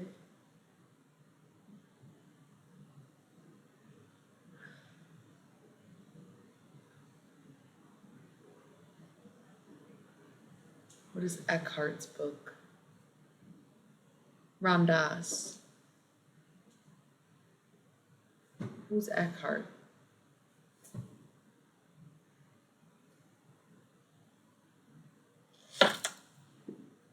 Okay, I guess the dog doesn't need to go outside.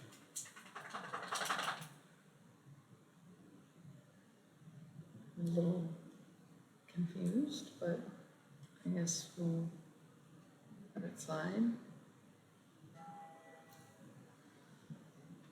Wow, what are the odds of that? We're just all over your ass tonight, Oomsy.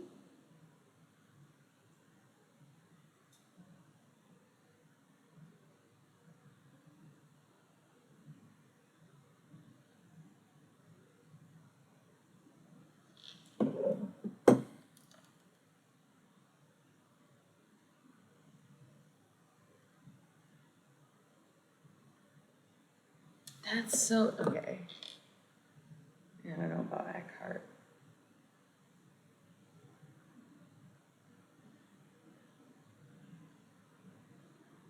Eckhart Tolle?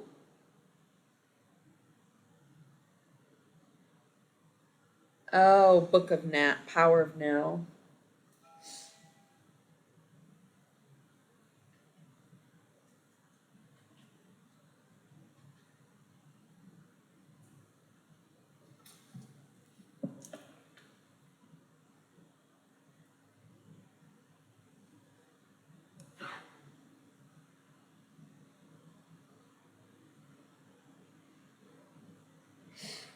Okay. He's still alive, 77 years old. He's kind of adorable.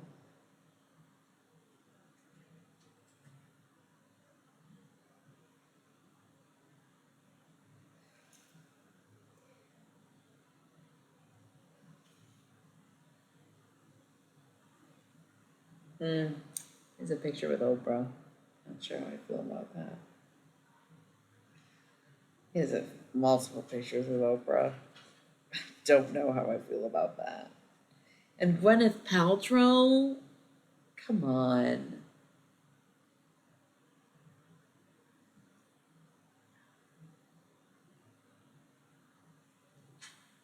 I don't dig that, dude. I don't dig that at all. I am not gonna lie. I would still give him a chance. I'll see if they have it at my library. My library actually has this cool thing where they partner with other libraries in the area and have a network of nationwide libraries where they all share books. So if I don't have a book at my particular library, they will reach into their database and see if any of the other connected libraries have it, and they'll ship it to me so I can read it. Here's the thing. I feel like I'm not sure, but I feel like I'm talking to men right now, right? I know Dom's a man. Unzi, I don't know your gender. I asked your gender, you didn't tell us. Okay. Um, Danny, presumably also a man, if you're even still here, because most women named Danny spell it with an I, not a Y. Okay. So I think I'm talking amongst men here. Um, I do take issue. Yeah, okay, so I was right. You are a guy. I got that vibe. Right, okay, so 3 out of 3 people that we're talking to right now are men. And I think as a woman, it is my job, it is my right, it is my gift and my power to challenge what men think. Maybe that's as a feminist, I don't know. He gave us his full measurements. Okay, Danny, go off, King. I think it is my job and my duty as a woman to challenge men. And I think the reason I had asked like what you thought about Be Here Now and Ram Dass is because I actually take a lot of issue with the book.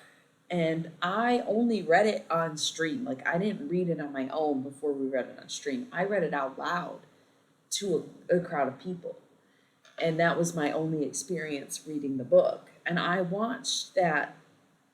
There's like a short documentary they put on Netflix in like end of 2019 when he died. And I did like it. Like he seemed like very sweet. He was obviously they were documenting his late years. It was like literally like the last thing he ever filmed before he died. He wasn't necessarily all there. He was very sweet. The people who took care of him really loved him. Like it was very endearing to watch. But I did take great issue with what he was writing because he basically was writing off women in spirituality. And I didn't like that. It's like there's no reason for you to think that women can't be spiritual teachers. There's no reason for you to have a 1950s mentality all the way into the 60s about what a woman can do and what a man's role is. So honestly, I didn't like it that much. I didn't. My connection to Ram Dass is mostly channeling him and talking to him through readings is how I got into his work. Period, sis. Like that's how I got into it. So I totally get where you're coming from. I don't know if I want to say I hate Catholicism, but it is the same vein of like, yeah, why can men be priests but women can't be? And I do have more respect for the religions that allow women to have equal power to men. And it is bullshit. Yeah, for sure. For sure he wasn't. But that's what suckered me in was seeing him in his vulnerable state, right? But reading Be Here Now, I was very dissatisfied with it because it's like, wow, you're actually upholding the patriarchy in your spiritual teachings. And you literally only came to the realization that most women come to during their first period through a bunch of psychedelic mushrooms that were more or less debunked by the people that you idolize and venerate.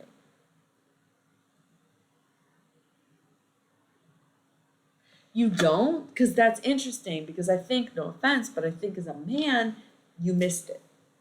Because in the book, he literally talks about it. Where there is a part, again, I don't have it on me or I would find the page for you, but there is a part of the book where he talks about how women are meant to serve men and men are meant to be the light. Like, there's literally a page about it where it's like, are you fucking kidding me? Like that's so archaic.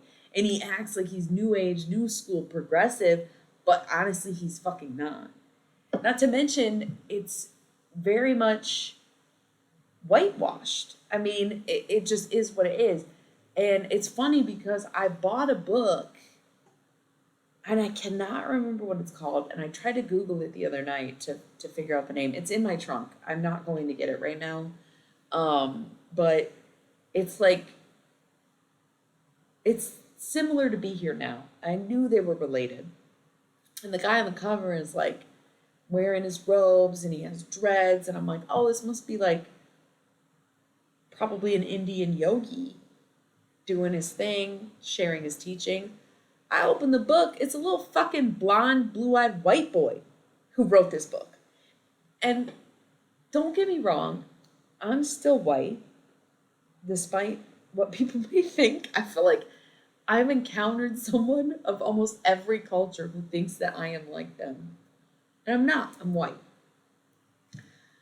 But I'm also not trying to pass off my teachings, my spirituality, or my religious beliefs as another culture's, right? I'm not popularizing someone else's way of living, right? I didn't commit sin and then forgive myself because I got involved with something. I'm very aware of the things that I've done. I'm very honest about the things that I've done. And I don't try to hide or shame myself for what's already happened. Where I feel like, I don't know about these other guys we talked about, but Ram Dass very much did that. If you read Be Here Now, right, Umzi? You read Be Here Now. So you know that he he uncovered mushrooms for himself. What did he do? Unethical experimenting at Harvard on unsuspecting victims. He was dosing people. Like, that's what the SS did. Sorry, not sorry. The Nazis literally did that to people in concentration camps, gave them drugs to see how they'd react. That's literally what Ram Dass did. Those people were in a psychology course. They did not sign up to be test subjects. They did not sign up to get psychotropic drugs ingested into their bodies. So he wasn't really a good person, but then he gets so into spirituality and he goes to the Himalayas and he meets the holy men, and all of a sudden, what, all's forgiven? We're gonna pretend like you didn't fucking do that? And going back to Eckhart, that's kind of where I take issue with the concept of all that matters is now. Well, isn't that easy for you to say? You're ashamed of your past. You've made mistakes. You don't want anyone to remember who you were and what you did. So of course you want to live in the now. You want to live without consequence. You want to be forgiven. You want to wipe the slate clean. And in my opinion, and in Potato's opinion, that's fucking gaslighting. Period, sis. Period. I'm just saying, and I'm talking to a bunch of men, so.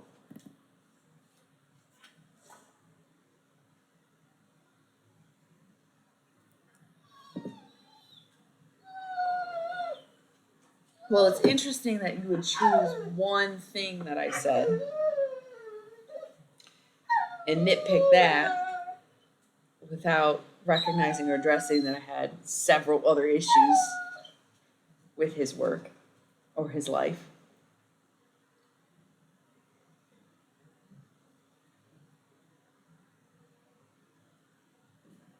Yeah, well, I'm just saying, who knows who he was? Ram Dass was very open about who he was and talked about how he did these unethical things on unsuspecting victims, right? And he says Be Here Now, but I'm just saying, I am skeptical of these men. Like, point blank, I'm skeptical of these men.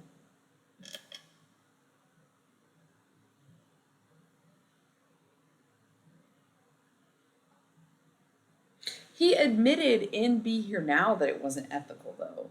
I don't know where you're getting the ethical part from. Like, they admitted that what they were doing was illegal. Like, they were giving mushrooms to people without their consent. So there's nothing ethical about that.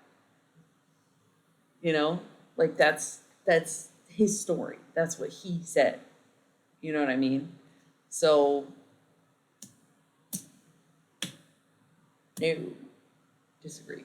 And Timothy Leary was the same way, but he was using LSD instead of psilocybin. Like, you know.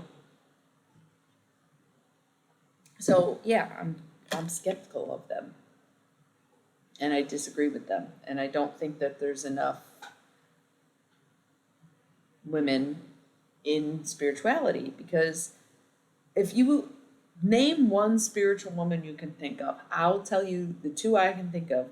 One, Mother Teresa, who was low key a terrible human, which nobody talks about, nobody addresses. They act like she was this very venerable, saint like person, but she honestly fucking wasn't, and that's probably why she was never canonized, right?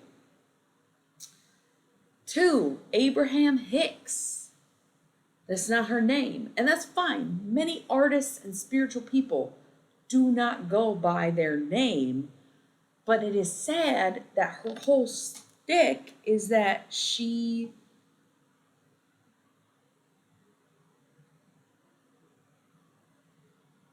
where are you getting that from? I don't whatever. Um she channels her spiritual messages, and it's not her that's speaking in this way. So those are like the only two that I can think of off the top of my head. I've never heard of either one of those. Maybe Deepa Ma. I'm gonna leave my Eckhart tab open so I can, like I said, I'll get the book from the library. I'll check it out. I'm not opposed to reading it, you know. But I'm also sketched out by fucking billionaires promoting your shit. Like, how good could it be if they like it? Again, I think.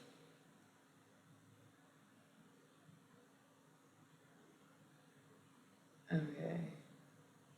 Oh, she's chilling with the holy man. She wearing them robes, girl. Hell yeah. She's still alive too. Buddhist meditation, no wonder you said her.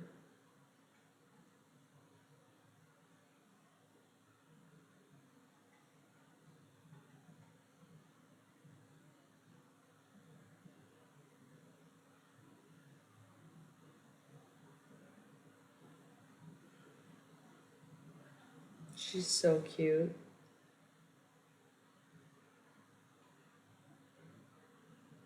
Hell yeah. Okay.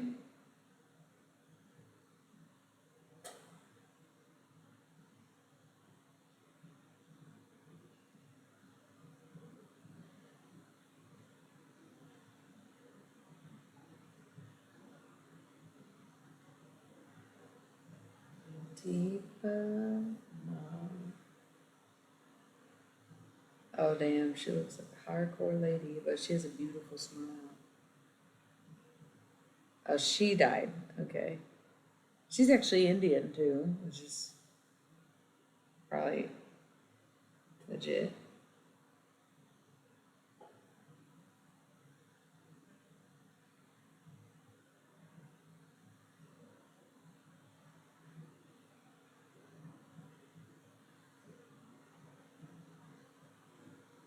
She didn't write books though, huh?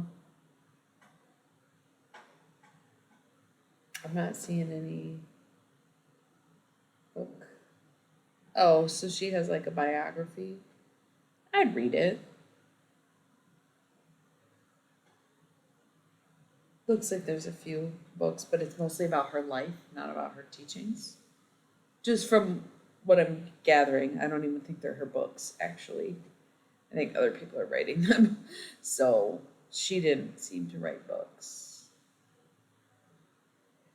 America! Couldn't you tell?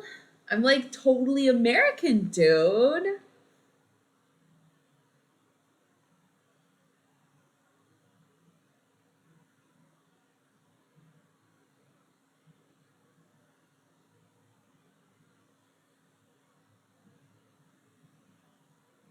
Beth Upton or Deepa Ma?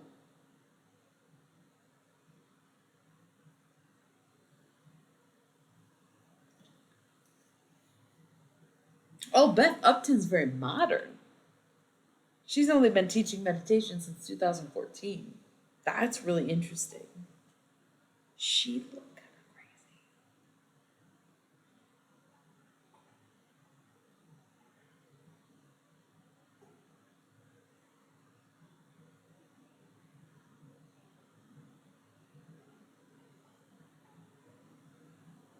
So she's just meditative.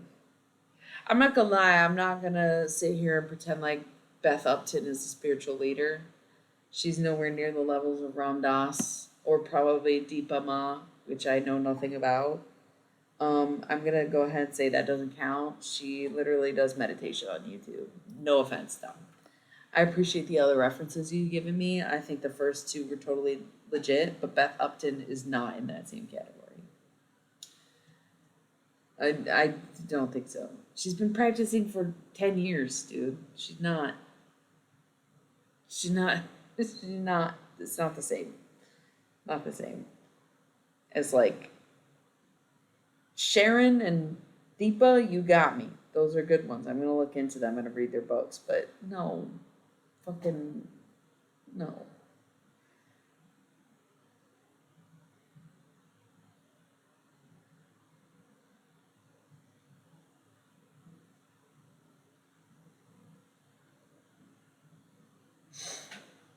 Anyway, got some really cool content to look into for sure.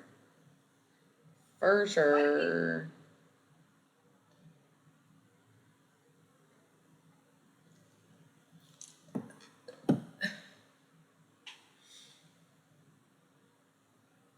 Mm.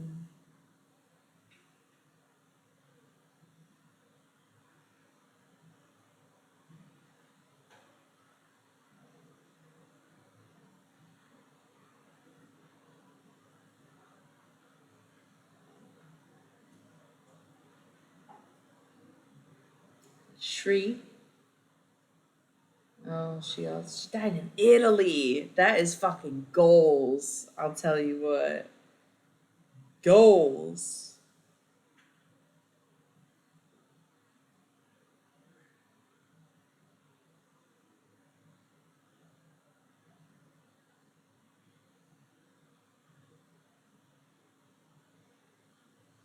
Yeah, see, she I would consider a spiritual teacher.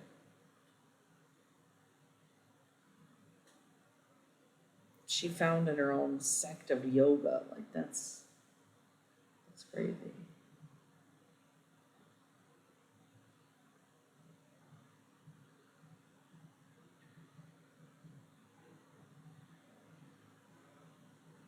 No, hell no, Teal Swan, bro.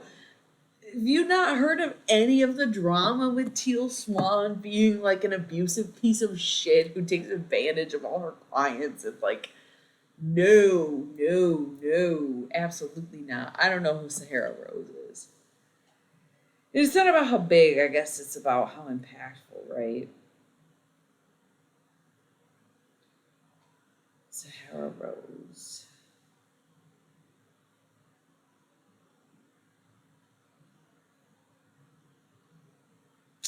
Mm,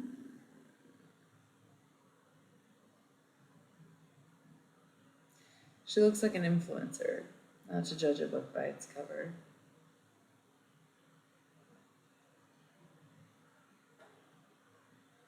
For sure. But I also am talking about spiritual leaders. She's a meditator. I don't know that she's like a spiritual leader necessarily. Um, yeah, this chick is kind of like an author. I don't think she's a leader necessarily. But I am going to look into getting the books of Deepa Ma and Sharon Salz. What is it? Salzberg. And I don't know that Shri wrote any books. But content to read.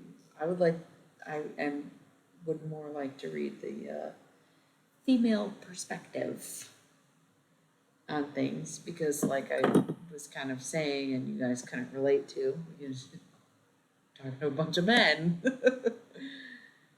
I don't know who that is.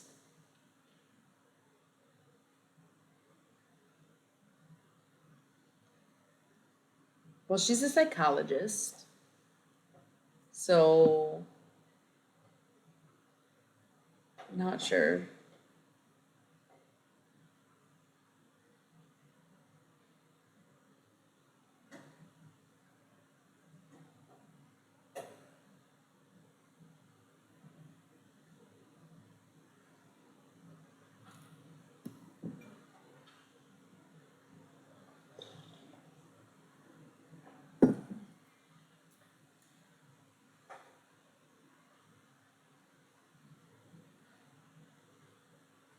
She's a Taurus, though.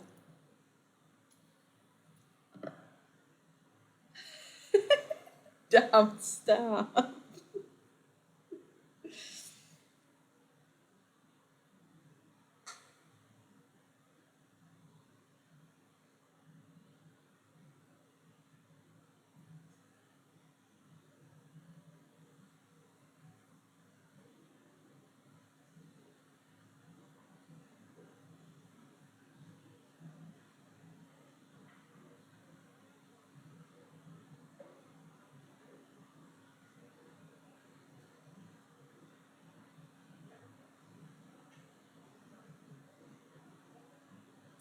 I do think that,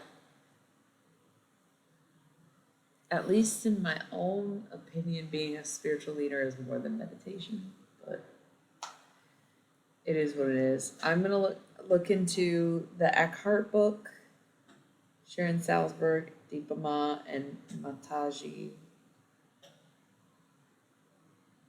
So I don't. Again, I'm not sure Mataji actually wrote any books though.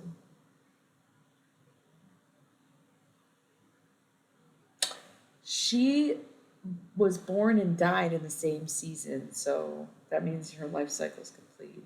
That's really cool. That's really cool.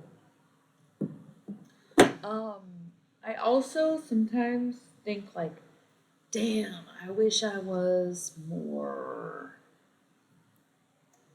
you know, chill and accepting and, but I also think feminine rage has its place in the world. I also think that there should be some point of adversity, and I think that things need to be challenged in order to progress. And as much as I want to lean back into the silence and sit with the stillness, I also don't want to shut the fuck up. It's like two sides of the personality. Inside you, there are two wolves. One quietly accepts the food, and the other one bitches about it.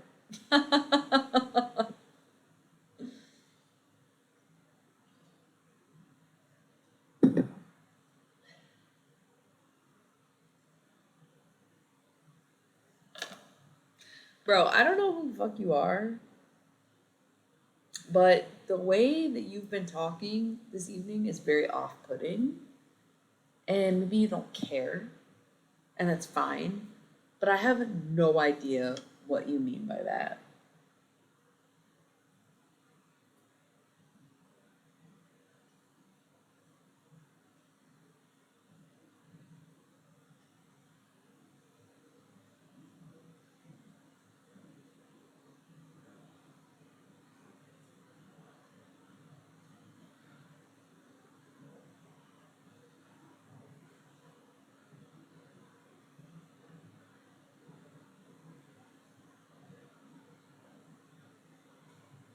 It's almost like you're not listening to anything I'm saying,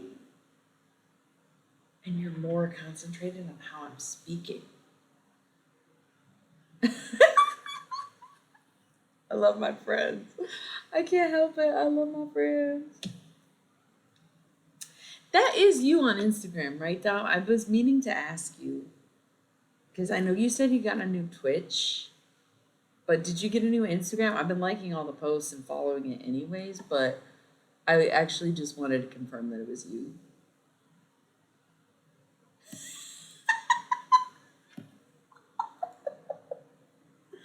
Okay, cool, cool. Yeah, yeah. Are you making those edits? Obviously, they're not. You're acknowledging or crediting the quotes that you're using, but are you making the edits? Because it's pretty cool.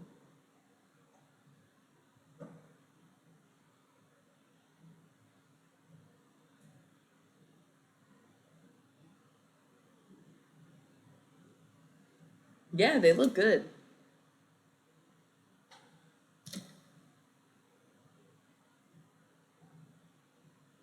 Bro, I literally don't give a fuck what you think. You're criticizing me for smiling and laughing with my friends right now. Like, I don't know if you think negging works because newsflash, it fucking doesn't. I don't know what you're here for other than to criticize. Granted, I'll accept that I was criticizing the men that we discussed from Randas. I shouldn't say I was criticizing Eckhart. I was just pointing out the fact that what he was saying could be construed in a certain way. I was straight up criticizing Ramdas. Um, constructive? No. Well, it doesn't seem like you're listening because you're criticizing the way that I speak and saying how I'm coming off when literally I'm saying something, how to say, negative. And you're like, why would you get offended? I'm criticizing someone else.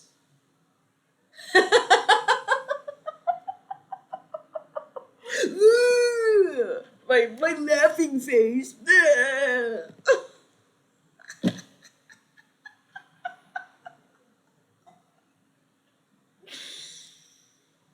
That's great. Thanks so much for being here. But if you don't like it, why are you still here? Because you don't seem to like it. You don't seem to like anything I say. You don't seem to like my personality. You don't seem to like the way I look. You don't seem to like the conversation we're having. You don't seem to like the way that I do readings. You don't actually seem to be liking it. So it's like, why are you here? Just curious. Nagging, criticizing, trying to bring a woman down. This is the exact prototype that I was just kidding. Sorry, that's not.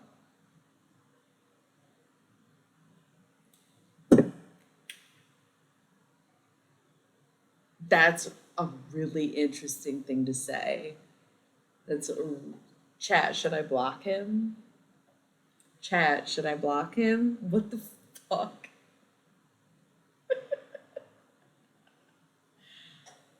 I know. I know. I'm like having a great time. I'm talking to the homies. I was actually really happy that Umzi was here. I don't know if he's still here, but I feel like he was a great asset to this conversation.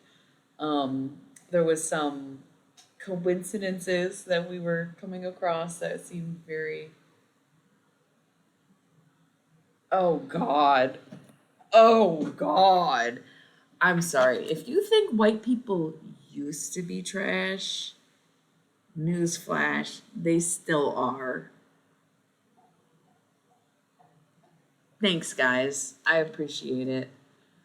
Goodbye, Danny Dan. It's a shame that you would give such a bad name to sevens.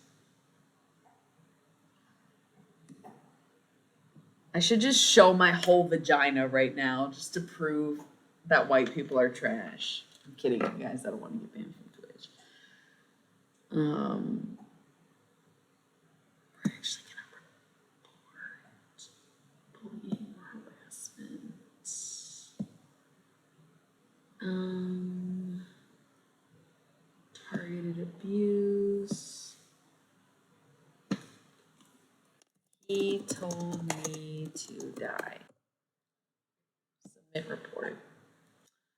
Block this user. Close.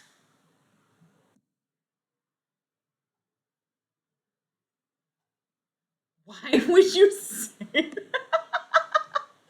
What's he even oh, guys, I gotta roll the ads. I'm so sorry. We gotta roll ads before they go off automatically. We will be back in 3 minutes.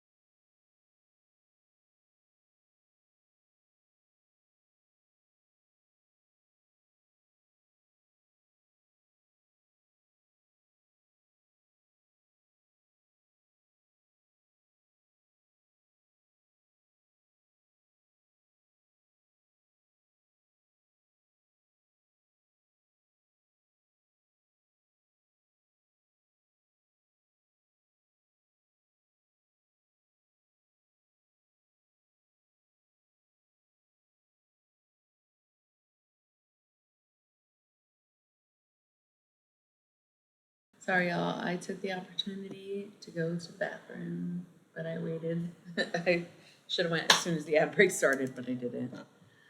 Um,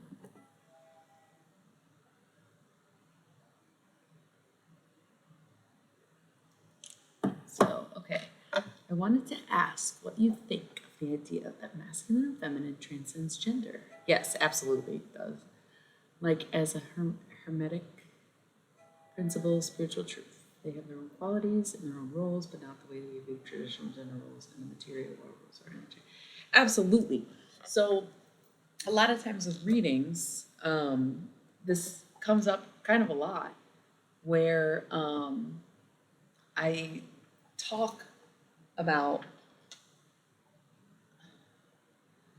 I think I left the bathroom light on. That's so weird. Why would I do that? I never do that. I have so many lights on right now. Anyway, sorry, that's a little distracting, but we'll get it later.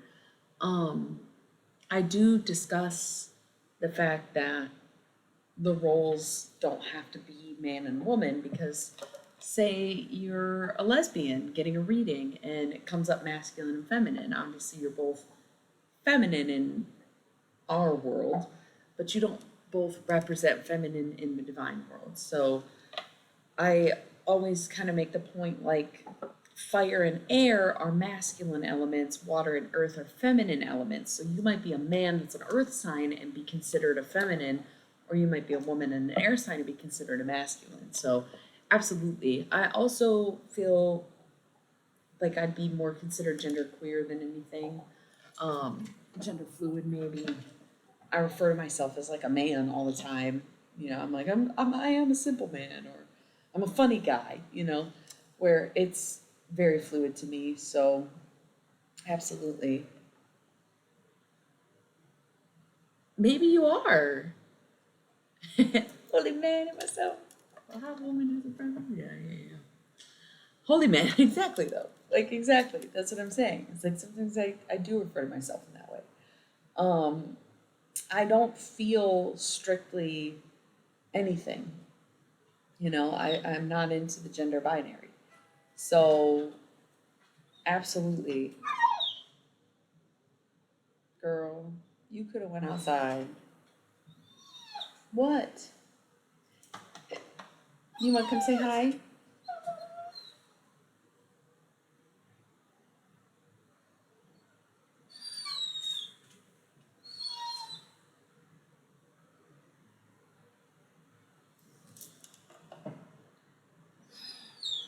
Absolutely. Absolutely. That's what I'm saying. Is like what we perceive as masculine and feminine is very tied to gender and sometimes tied to sex, when in reality, the energies are much more fluid than that and have way less boundaries. Do you need to go outside?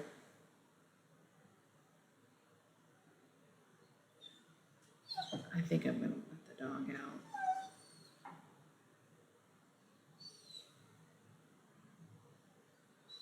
He's so cute. Come here. Come here. Come here. Come here, baby. What's wrong?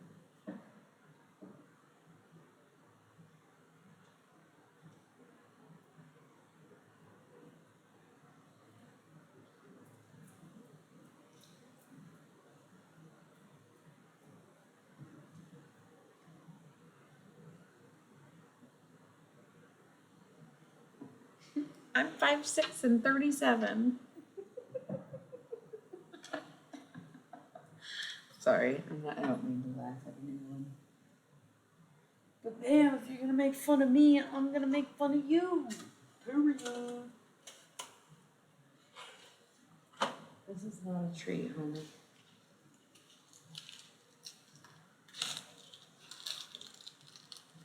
We're gonna light up. Open up. One of my favorite smells.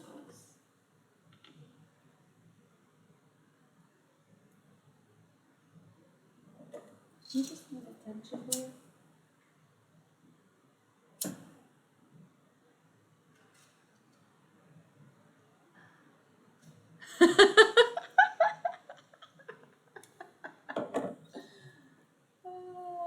Yeah, I'm just like I can't imagine if I had to deal with that alone. And I'm really grateful my friends are here because Dom's been my friend for like 3 years now. And Unzi, you are a friend for sure. You've like solidified that on stream tonight. You've been super cool. You're into the conversation. Like, you've been awesome to have. Um, do you need to go out? It's so annoying because he doesn't stand by the door. Most dogs, when they need to go out, will stand by the door until you let them out. He doesn't stand by the door.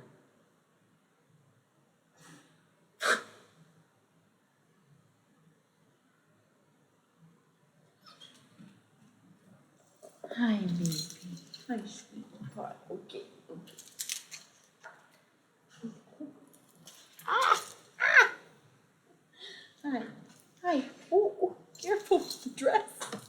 Okay, okay. Oh, oh, oh, oh. You good? You good? Ah, careful. You can't expose me on national television. Whoa.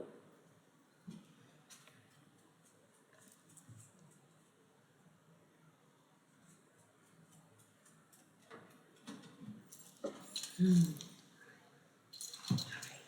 Hi. You're biting your own hand.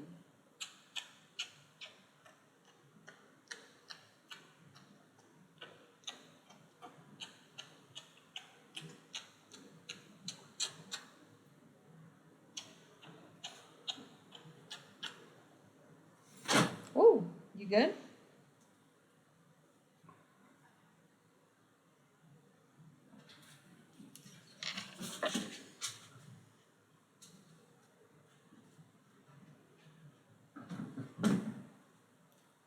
Silly illy Millie. I love that. He is a baby. No, they don't. They don't. They sure don't. I don't think this boy ever even been to a dog park. But he's got his little cone. I don't think he needed to go outside. Thanks for being patient with me, you guys. Hey! It's really 7 a.m. there. I guess it is like 5 hour difference from me, I think. Yeah, that makes sense. Wow. So you've been up all night, huh? It's like 7 p.m. for Dom. Maybe 9. I don't know. I actually, at one point, I put a bunch of different clocks on my phone so I could know.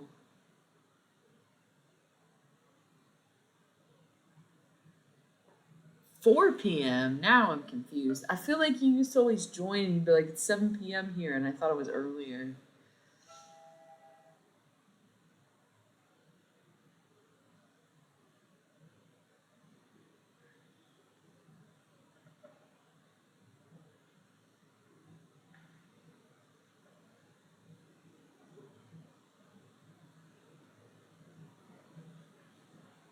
I don't know where Cupertino even is.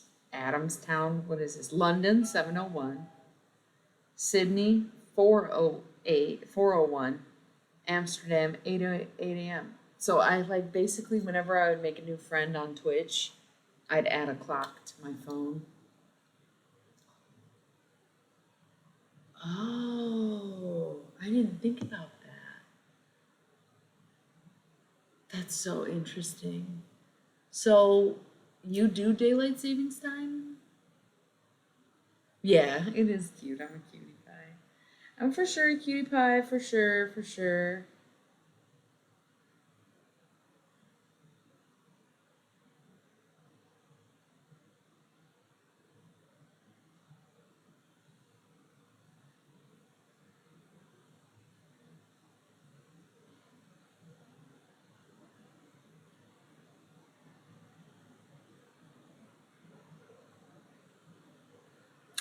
We also do daylight savings, but is it the same time?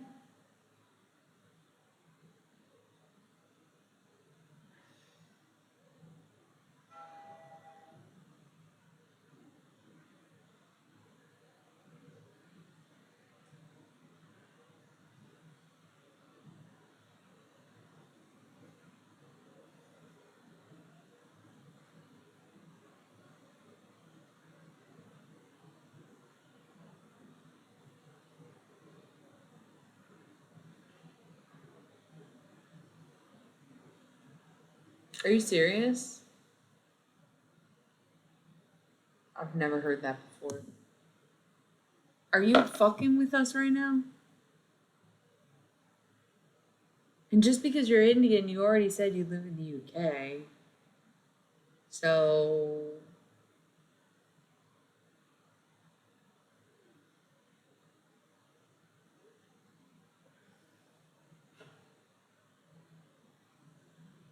you're fucking with us. Indeed, you are fucking with us. There's a little bit of a delay in the chat, so.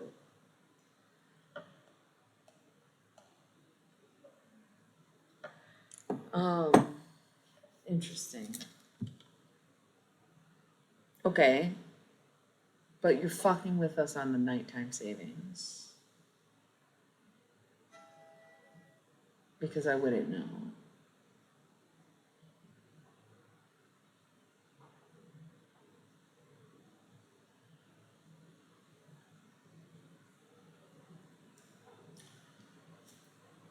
Lord, I was born a rambling man.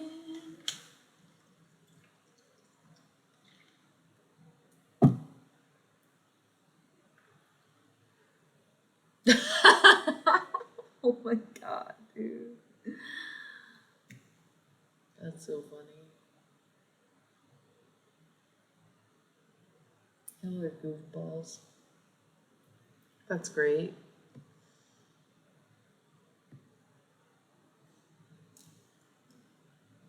Oh, I don't know that. Who is that guy?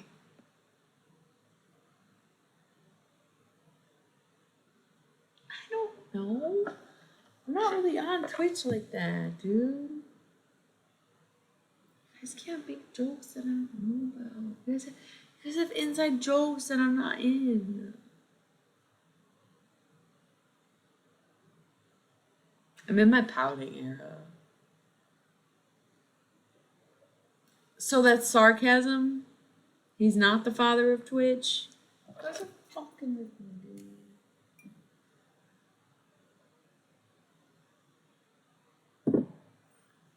I don't know what you're talking about. I don't know what's going on.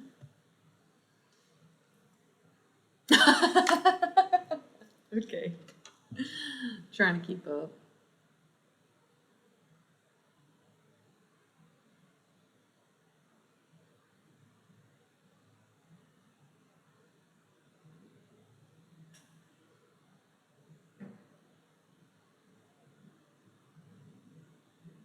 Clearly. Clearly.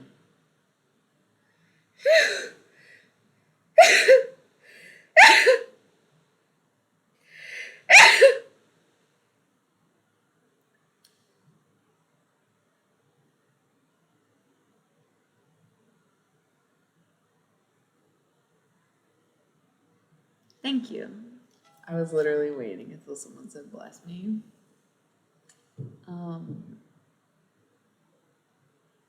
Yeah, so anyway, I feel like we were like really into a conversation, and then that Danny fucker really got us off track. No, why would you ask me that? That's so specific. I'm in the Eastern time zone, which I only admit because I've already mentioned it's 2 a.m. and that it was midnight and whatnot.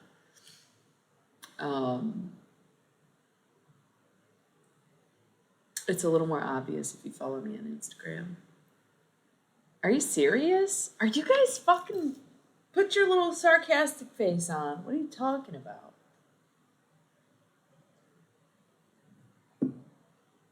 Oh, I love that. You're right. Silly illy milly for Billy. You're so on to something here. You are on to something here, let me tell you, brother. That's pretty good. That is pretty good.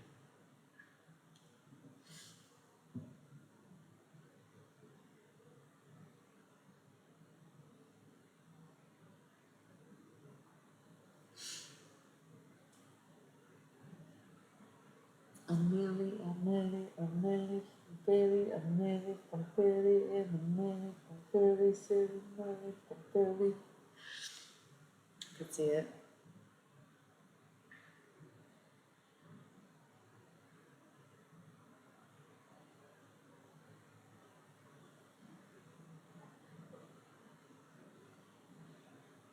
Yeah, why not? Yeah.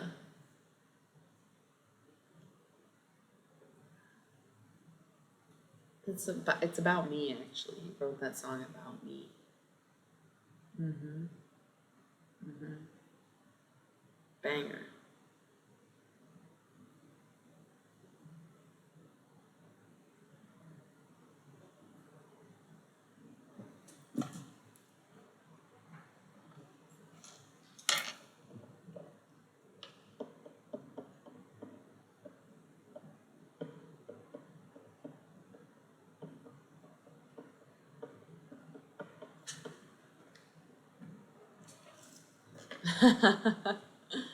Not surprised. It's so funny because at the very beginning of my stream tonight, I literally thought about him because I was like drinking out of this goblet and I just thought, I don't care if it's heroin in my cup. It is my cup, so fuck you.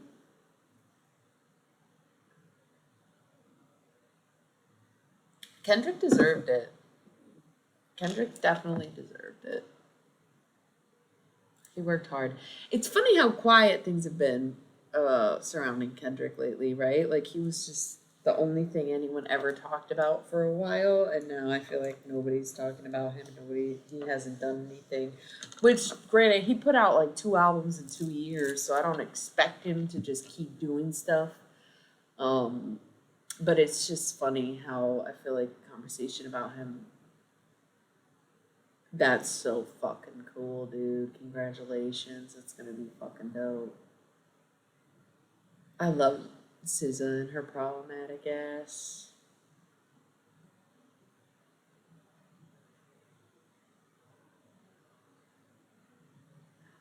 She's a Scorpio, he's a Gemini. Pretty sure. Yeah, that's gonna be a cool ass concert.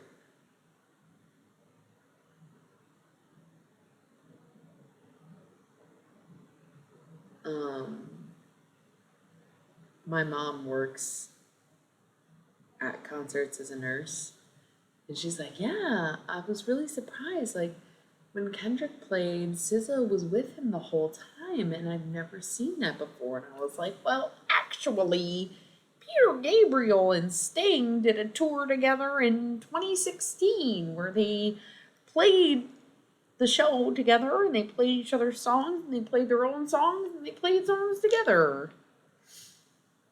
Hey man, I used to be like that. I used to fucking be, oh damn, yeah, I know. Girl, who do you think this is? I know. um, I used to do that. What was I saying? I used to be that way where I, especially specifically, I mean, with concerts where I'd be like, I'm just living for this and I'm looking forward to this and blah blah blah. Now I just keep going every day.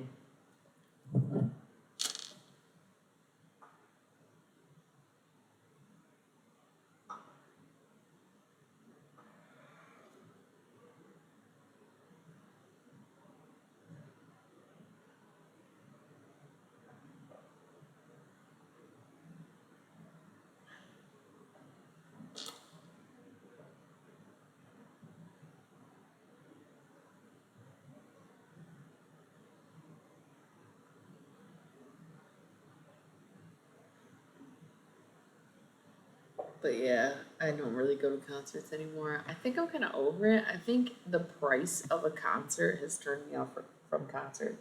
The last concert, well, I worked in a venue for a little while, so I went to a lot of shows. I guess there's a difference between a concert and a show, but I saw a lot of live music for a good span of time.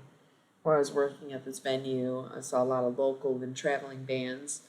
But the last like real concert I went to was of Montreal. And like I don't know that much of their music. I think they're really good, but I only know a few songs. And maybe I should give them a listen. I'd probably really enjoy like their catalog. But I just know the few songs that I know. And I saw them with a friend in Santa Fe back in like 2014, I believe. And it was a mind blowing show. It was so cool. I was so impressed and just in awe of them. And then I saw them last summer, about a year ago, a little more than a year ago, because I think it was Pride Month still. And it was the same motherfucking concert. I kid you not. I don't know if they played the same songs, but they did all the same tricks in a bag. All right, I think I'm gonna let the dog out now. Where I was like, damn, dude, I don't ever want to see them again because they clearly are just doing the same show over and over. Kind of boring, but they're still really good, and it was fun. But actually, I didn't think it was that fun. I thought the openers weren't that good. I kind of felt like, when is this gonna end? And I don't know. I guess it's age. Like it's just my age is catching up to me. But I've always gone to concerts with people who were older than I am, 10, 20 years older than me, and they still loved it. So I don't know. It was just, I don't know. But I gotta let the dog out, so I will be right back. Sorry, guys.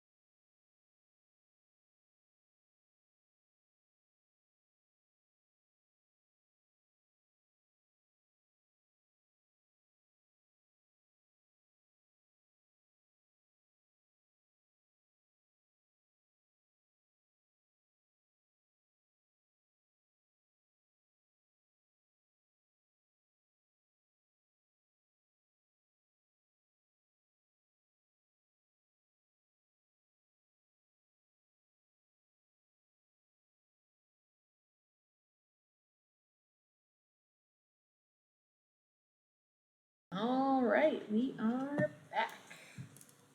How's it going, everybody? How's it going? So, it's getting kind of late. What's going on? Dog went outside. He better not have to go out again. Here, I'll take it off. Come here. Take it off. Will you take it off? Take it off.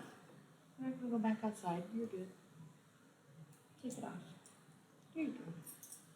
There you go. Yeah. Who's a baby? Who's a little baby? Who's just a little baby?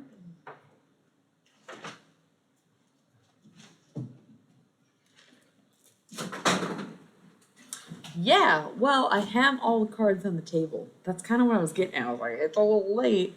Dom doesn't love tarot, so when Dom comes, we like just start chit-chatting, talking, rambling. So, yeah. Let's get back to the reading. Oh, you brought your toy?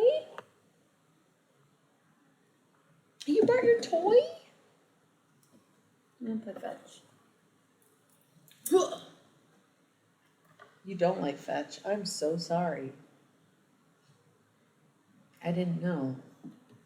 Hey! Get off the table! There's video evidence of me being a bad auntie. So you do like fetch. Okay, you wanna play fetch? Oh, you wanna play tug of war? With the little chickie. I'm gonna get it. I'm gonna get it. I'm gonna get it. I'm gonna get it. Oh, you got it. Good job, buddy. Okay, I'm gonna get it. Oh, I'm not gonna get it. Okay. You're gonna get it? Am I gonna get it? You're not gonna let me get it. Okay. No, bound. No, it's not like that. You know, it's fine. I'm gonna get it. I'm gonna get it. I'm gonna get it. I'm gonna get it. I got it. It's mine. It's mine. It's mine. It's mine. It's mine. Ah, gotcha. He's so damn cute, dude. I love Mr. Potato Head. Okay, buddy, can I do my reading now? Oh, we're finishing off. That's okay. Man, it's taken me like 3 hours to drink this. Amen. You really be listening. You pay attention. That's nice. Okay, buddy. I'm gonna get the chickie. You won't even let me try. I'm gonna get the chickie. I'm gonna get the chickie. Oh! I'm gonna get the chickie. I'm gonna get the chickie. I'm gonna get the chickie. Oh! I'm gonna get the chickie.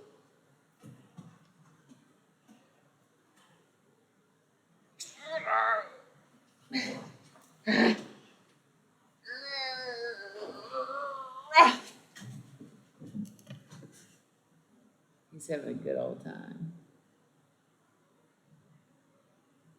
Oh my God, I'm seeing the replay. I'm falling out of my dress here, boys. Not good. I gained a lot of weight in the last year. And I am not used to having pecs. No. No, I have like no arm muscle whatsoever. So thank you. I feel like that's a point of insecurity and I appreciate it. No one's ever said that. Go get it. Yeah, so I'm not used to the chest so much. I haven't had boobs like this big since high school. And so I've been wearing some of the same clothes that I wore a year ago, and they don't fit the same, you know. And that's something I've had to come to terms with and work on. But I keep leaning over and I'm, and I just feel like I'm popping out and I'm not even trying to be any type of way. But like I said, my clothes just don't fit the same. And I can't just like buy a whole new wardrobe And I'm doing everything I can to try to lose weight. I eat less, I exercise more, I drink a lot of water, I cut down on pop, you know. Um, the Moscato is sugary, but I don't typically drink really sugary drinks and, you know, things like that. But I stop eating at a certain point at night and I'm just not losing the weight. So I just have to be conscientious. You know what's so crazy? I went to the OBG and I got a breast exam, and my nurse practitioner was like, "Did you get a boob job?" And I was like, "No." What the fuck? She's like, "They're so firm. They feel fake. Like I've never felt a natural boob feel so full like that." And I was like, "Well, thank you. Like amazing for me. Like that's fucking dope. Like what? How cool."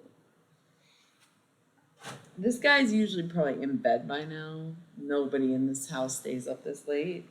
I'm dog sitting, if you didn't already know that. So I'm fucking up his schedule, that's for sure. Okay, baby. Okay.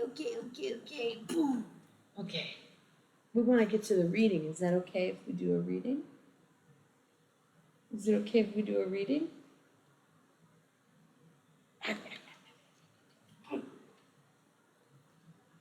We had a lot of fun today. I don't want you to think I ignore this dog all the time. Obviously, I'm playing with him right now. We went for a 30-minute walk. We played in the backyard. I try to get him with the hose and he runs away. It's literally so cute. We cuddled all morning. We stayed in bed. We got up to go to the bathroom and then we laid in bed for like 4 more hours. It was super fun. He's gonna sleep in tomorrow, that's for sure. And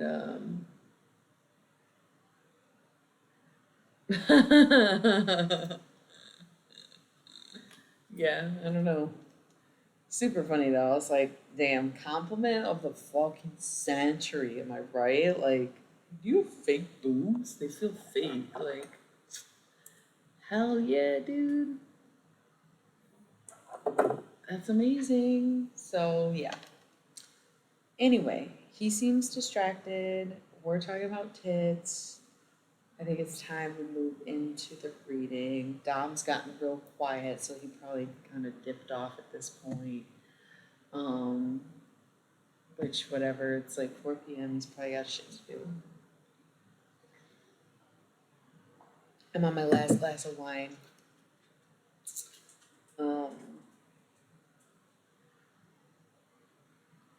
Cool. Let's get into it. So, at the bottom of the deck, we have Night Song, Hidden Talents.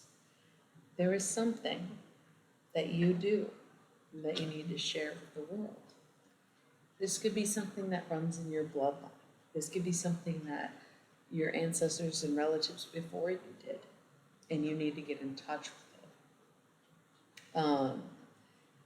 Earlier, we had a card face up at the top of the deck, and I flipped it. I was like, you know what? That doesn't feel right. And just now, when I tried to look at the card, oh, maybe, I pulled up 2. So what we're seeing is Mummy, change, and Skull of Darkness, blind spots. So there's a change in things where you were once naive to things. You were once blindsided by things. You were once unsuspecting, and that has changed, and you have become more aware of your surroundings, of the people around you. You've become more aware in yourself. So earlier, I split the deck, and no, I mean, yeah, absolutely, all of it. And, you know, there comes many steps before teaching something. So becoming more integrated into your practice and kind of, you know, being well versed in it obviously comes before teaching. So taking the steps to becoming a teacher would definitely fit. And also, I'm a big proponent of poetry. I'm a poet myself. We talked about this briefly earlier. You may have not been here, but from July to July this past year, from July 1st to June 30th, I should say, I wrote a poem every day. And there were times that I'd get a couple days behind and I'd write a few poems in a day. But most of the year, I wrote one poem a day. And there was a time in the winter, I took 3 months off where it got away from me and then I just stopped doing it. And then one day I was like, this is ridiculous. I need to start writing poems again. So I was catching up and writing 3 poems a day. Now I'm missing a week in January. I skipped a couple birthdays because I like to write poems about people for their birthdays. And then I never finished the last week of June. So I have about 2 weeks. I'm holding up 3 fingers. 2 to 3 weeks of poems for the last year that I need to finish. And my plan was to publish them despite the fact that they're probably super emo and shit, but whatever. So yeah, maybe you could try something like that. Nice. I've never done that. I've done open mics, but I do like stand up and stuff. I've never done an open mic where I read poetry, so kudos. It's very brave. Poetry is very vulnerable, and I've published a few poetry books, but um,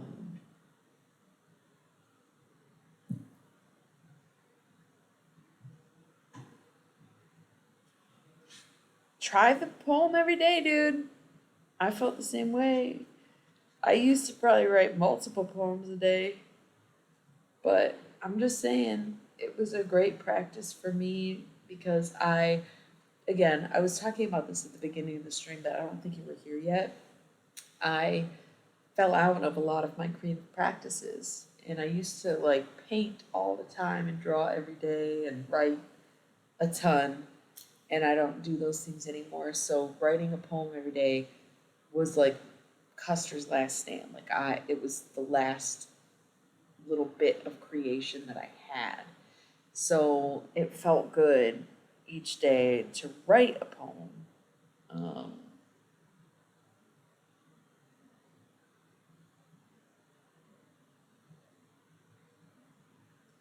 yeah. So yeah. And then at the end of the year, you have a fucking book, poetry. Beautiful, amazing. I love it. And yeah, I love writing love poems and heartbreak poems. Actually, I want to share something with you.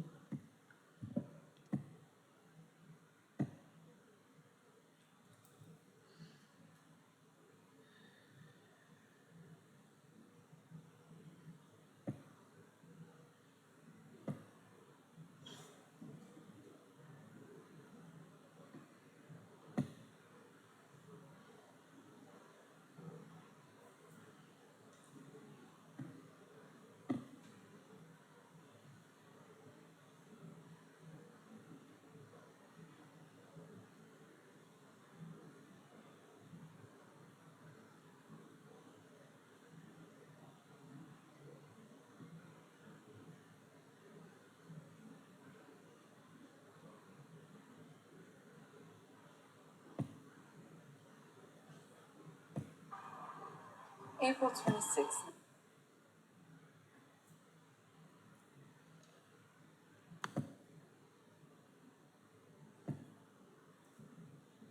Get off the fucking table, bro. Get down.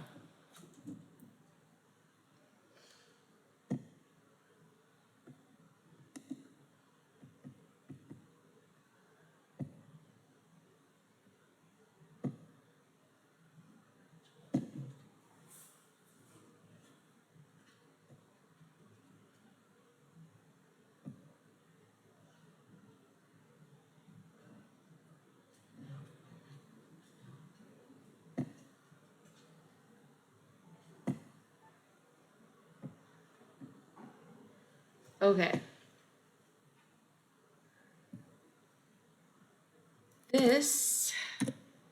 kind of brings the whole conversation we had full circle. Um, this is something I wrote in response to Be Here Now. I was at the time a lot to help with my mood swings, which did help in the short term, but probably hurt more in the long term. Um, I know you don't need to go out, so don't play with me right now. It is my little response to Be Here Now.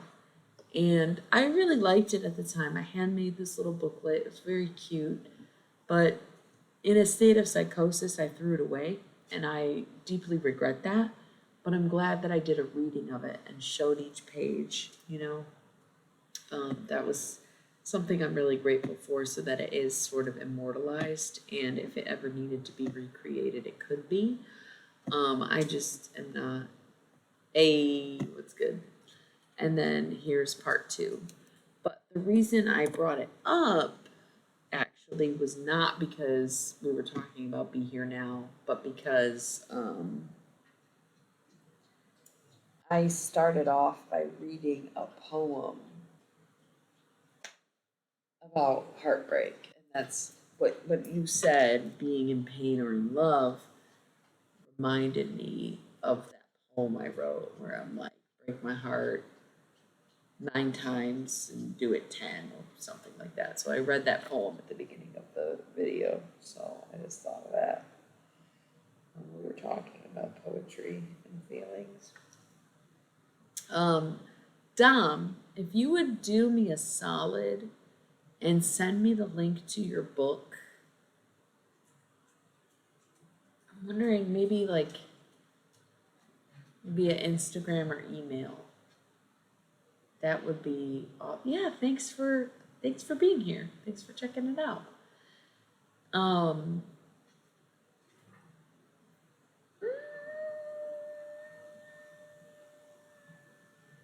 Yeah, PDF email, so I could download it onto my computer.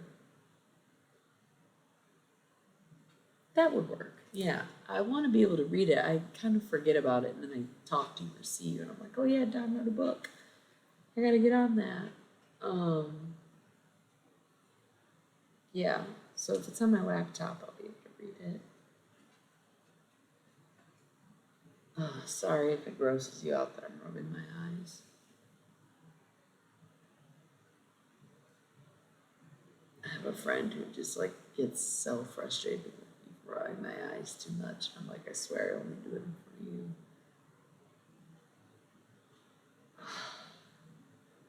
Pop an eye out.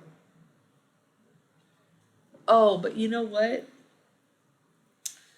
I'm going to message you a different email address than you have because my memory is full and I might not be able to receive the email. And even if I can receive it, it might be too big of a file. So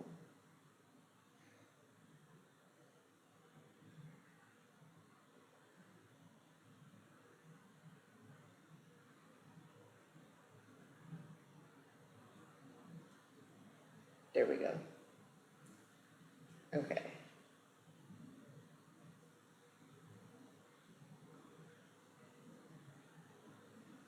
Oh, you sent it from your old account. Okay. I don't want a PDF on my phone, I want it on my laptop.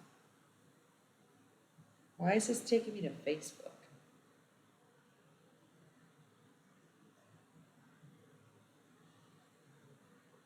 No, see it downloaded on my phone. I don't want it on my phone, I want it on my laptop.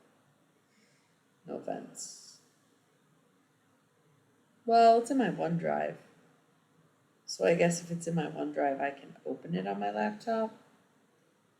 But also, what account on my OneDrive is this? I'm confused.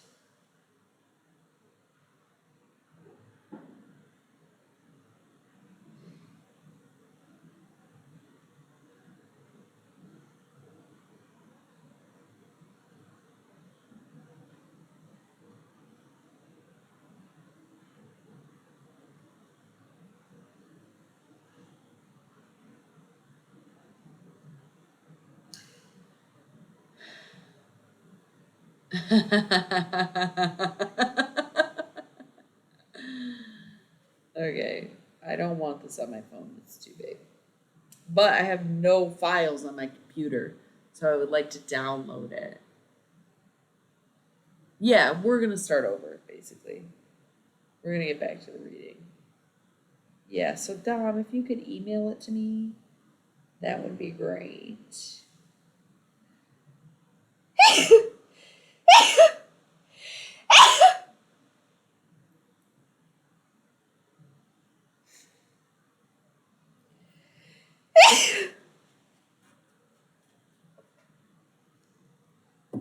Why are you freaking out? I'm just sneezing. You wanna come say hi? Oh, oh! You really jumped up here. Wanna come say hi?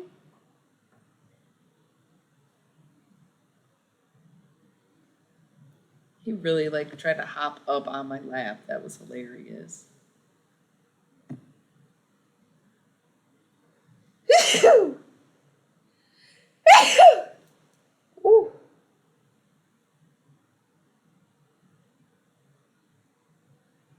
Oh.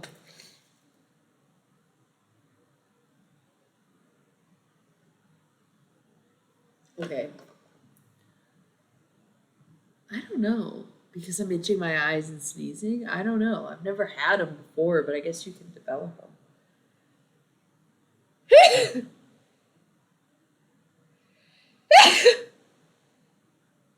I actually need to go blow my nose, so we're just gonna do a minute ads, and I'll be right back.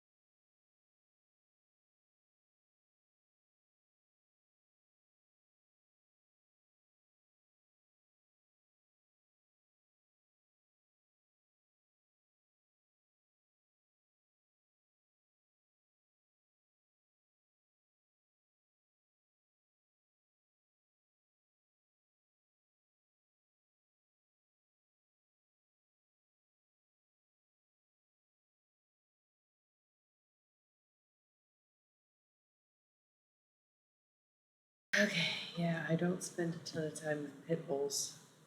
So maybe I'm allergic to them, I don't know. But yeah.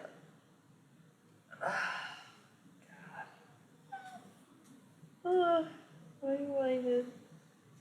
You want to come say hi? Come say hi. Come here. You want to come say hi before we get into it? I'm about to start my reading. Last chance, come say hi. He just probably wants to go to bed. Okay. We're gonna go after this reading. So anyway, we talked about the night song, this hidden talent, what you can do.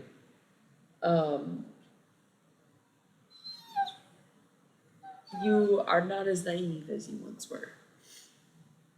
Okay? But earlier, when I first shuffled, I split the deck.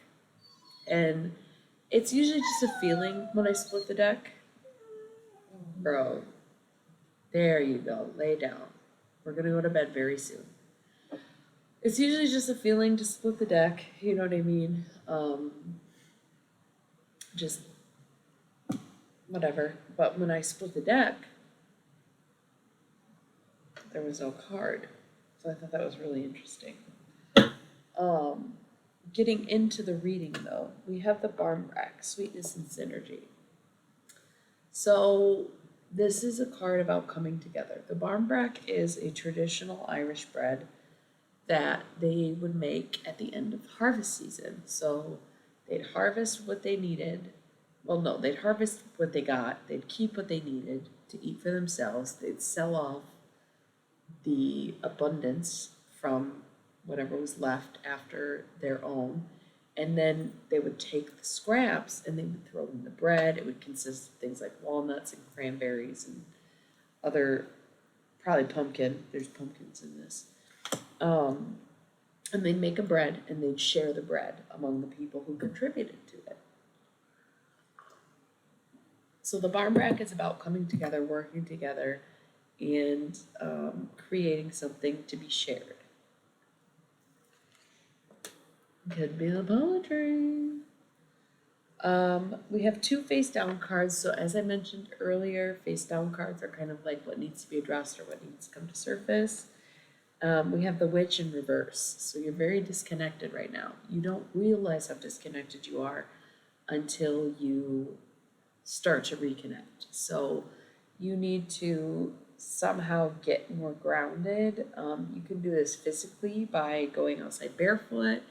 You could do it mentally by getting back into meditation. You could simply like write down your thoughts and feelings so that you connect more to the self. But you need to get more in touch with the other world, basically. The other face down card is Vampire, Emotional Intelligence.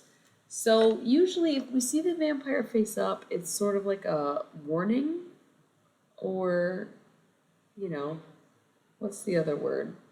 I don't know. It's a message to kind of be weary of the people around you. Don't start fighting. Don't start fighting.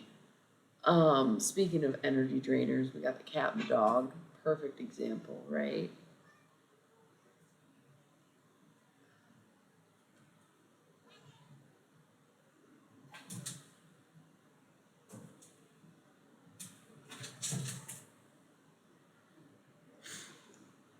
They'll work it out amongst themselves.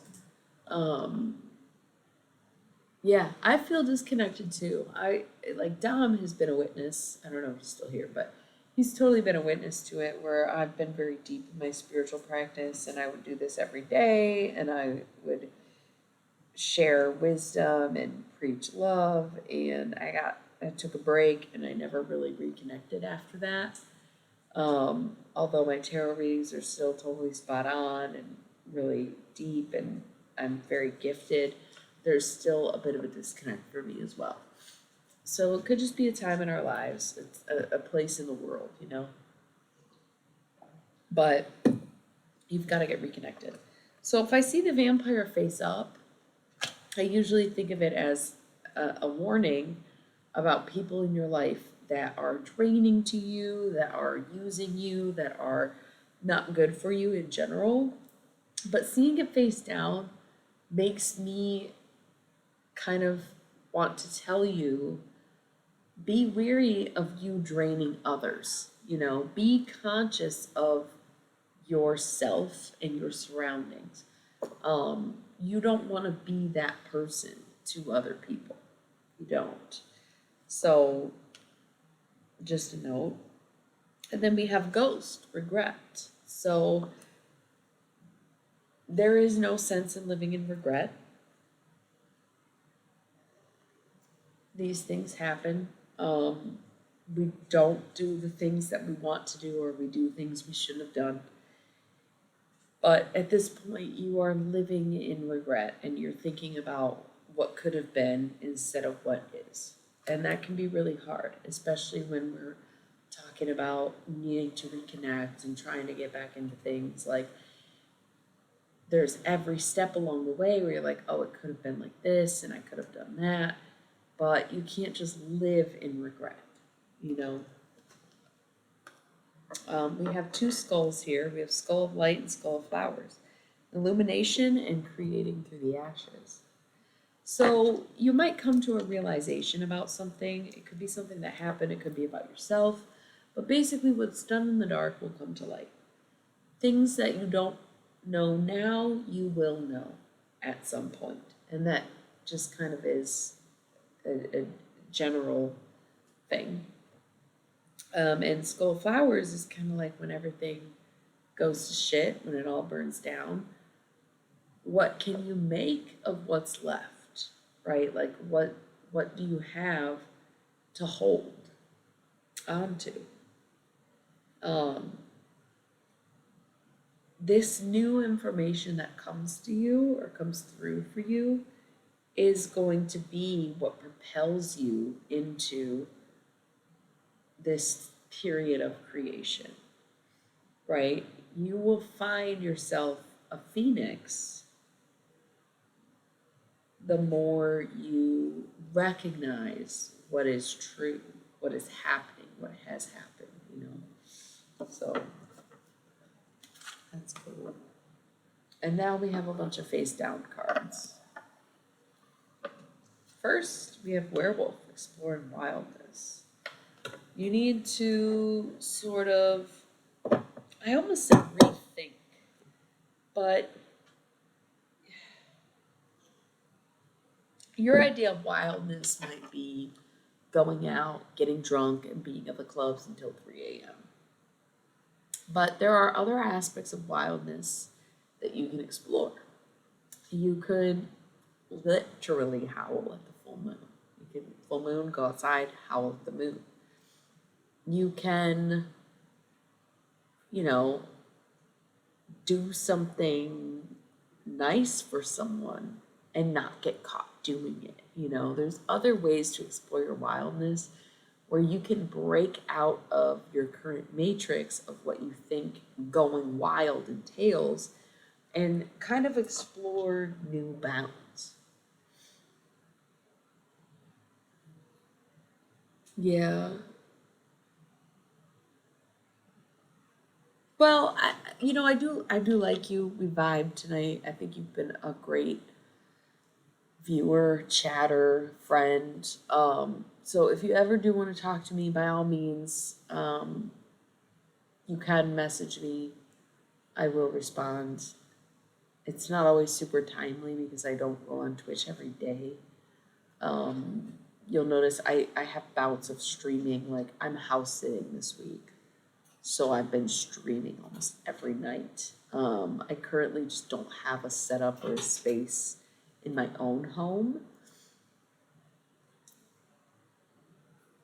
Yeah.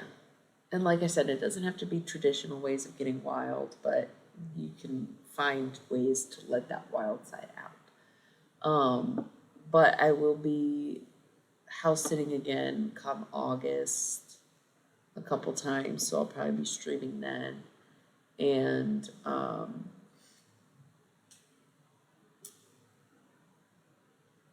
I am trying to figure out a way to schedule a stream like once a week because I have a place that I can do it, that I can, it's not far from me, that I can go and stream. Um, but it just, I've been so busy, I haven't been able to get there. So my streams are inconsistent. But if we were to have a conversation, I'd make a point to check Twitch more often. So just know that my DMs are open, and I want to say they're open to anyone, but obviously I don't tolerate harassment. I don't appreciate negging. I'm not here for the haters, but again, you've been a good friend to me, even though we just met. You've been awesome to have, and I just want you to know that you can talk to me, and I am a real person, and I love having people to talk to, and I have my own feelings of loneliness and isolation, and I welcome new friends and I welcome conversation. So just, I don't want you to feel like, oh, well, she's just being nice and she's just saying that, because I genuinely need it, you know. I have people I talk to every single day.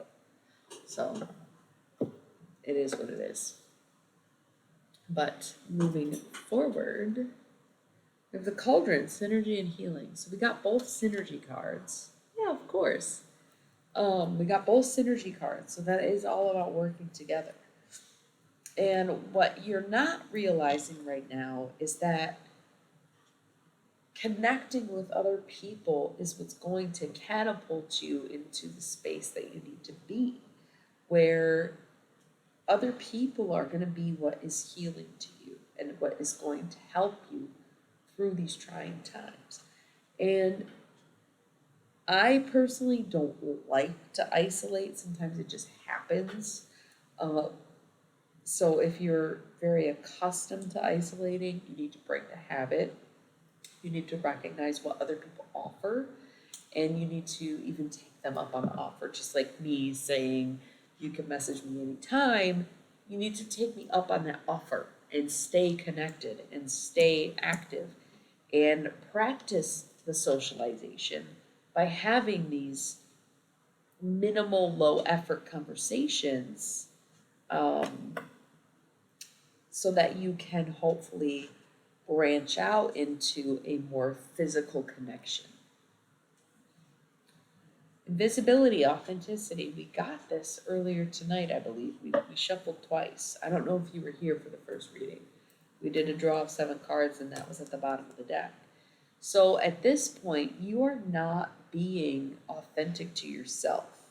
If this card was face up, it would be a different story, but the card was face down. So you are not being authentic to yourself. You're not being your genuine self in every room that you're in.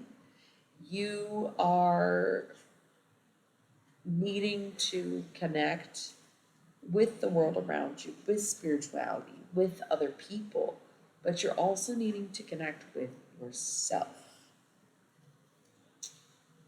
Skeleton, strength. I like to tell people, with great strength comes great resilience. You would not have to be strong against something, right? You wouldn't have to be strong if there wasn't some weight pushing back at you. Strong dudes at the gym are lifting weights. That weight is their resistance. And that's just a physical metaphor, right? So if things are hard, it's because you are able to handle them, as annoying as it is. God gives us toughest battles to his strong soldiers. Whatever. We have hearth, happiness in our hearts and homes. You need to make home feel like home. If you are not in an ideal living situation, you need to do something to make it closer to what your ideal is. Okay? You may live with people and you wish you lived alone. Your ideal situation is living alone. Your current situation is living with people. So what you need to do is find time to spend at home alone. What you need, and if you can't, like, oh, there's people there all the time, there's no way I can do that, then you need to go somewhere that feels like home that you can spend time alone. Whether you go to a coffee shop and read a book for a while, or you go to the park and take a nap. I used to love, when I was like living out of my car, I used to love sleeping at the park. I had a little beanbag chair that I kept in my car, and I'd pull it out and I'd just rest on it and I'd fall asleep in the sun. under a tree in the shade, but also in the sun. You know what I mean? It was one of my favorite things to do. Loved it. You have to. You have to. Wow. So I'm glad this reading is really hitting for you because you're pretty much the most active participant right now. And I hope that other people can relate to it too. But at the same time, I feel like that's why I do general readings, is because this is what often happens, is that one person will really connect to it because there's only a few people watching, and some of the people watching have fallen asleep or they're not really paying attention, and they end up being very personal despite the fact that they are general. So I hope it works for you. Now I have this last card, and it was on its side, but it shifted a lot. It was moving around a lot as I picked up all the other cards. So I don't know what position it's really supposed to be in. I just keep spinning it. And maybe that's like the whole thing, is that it's ever changing and ever rotating and ever moving. And it might be one way one day and another day the next, but it's zombie control. Okay, so you might be a binger. You might binge drink. You might binge eat. I'm binging my phone. I fucking got my screen time under control. I wasn't running out of time with my timers. I was like not spending too much time on my phone. I was socializing. I was getting out of the house. And then this week, I'm running out of social media time. The fuck? Where it's changing a lot. It's ever rotating. Where something, and it could even be a person, like an ex-lover or something like that, where they have control over you and then they don't have control over you. You overcome it and you do really well, not thinking about it, not doing it. And then all of a sudden it comes back and you're like, damn, I'm right back to where I started. It could be a game where you like get really obsessed with wanting to beat this level and you can't do it.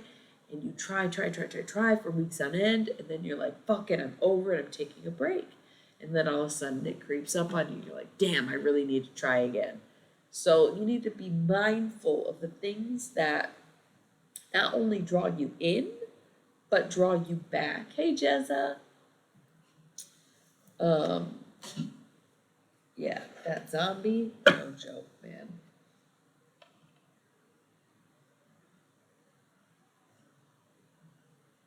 Right, I totally get that as I drink.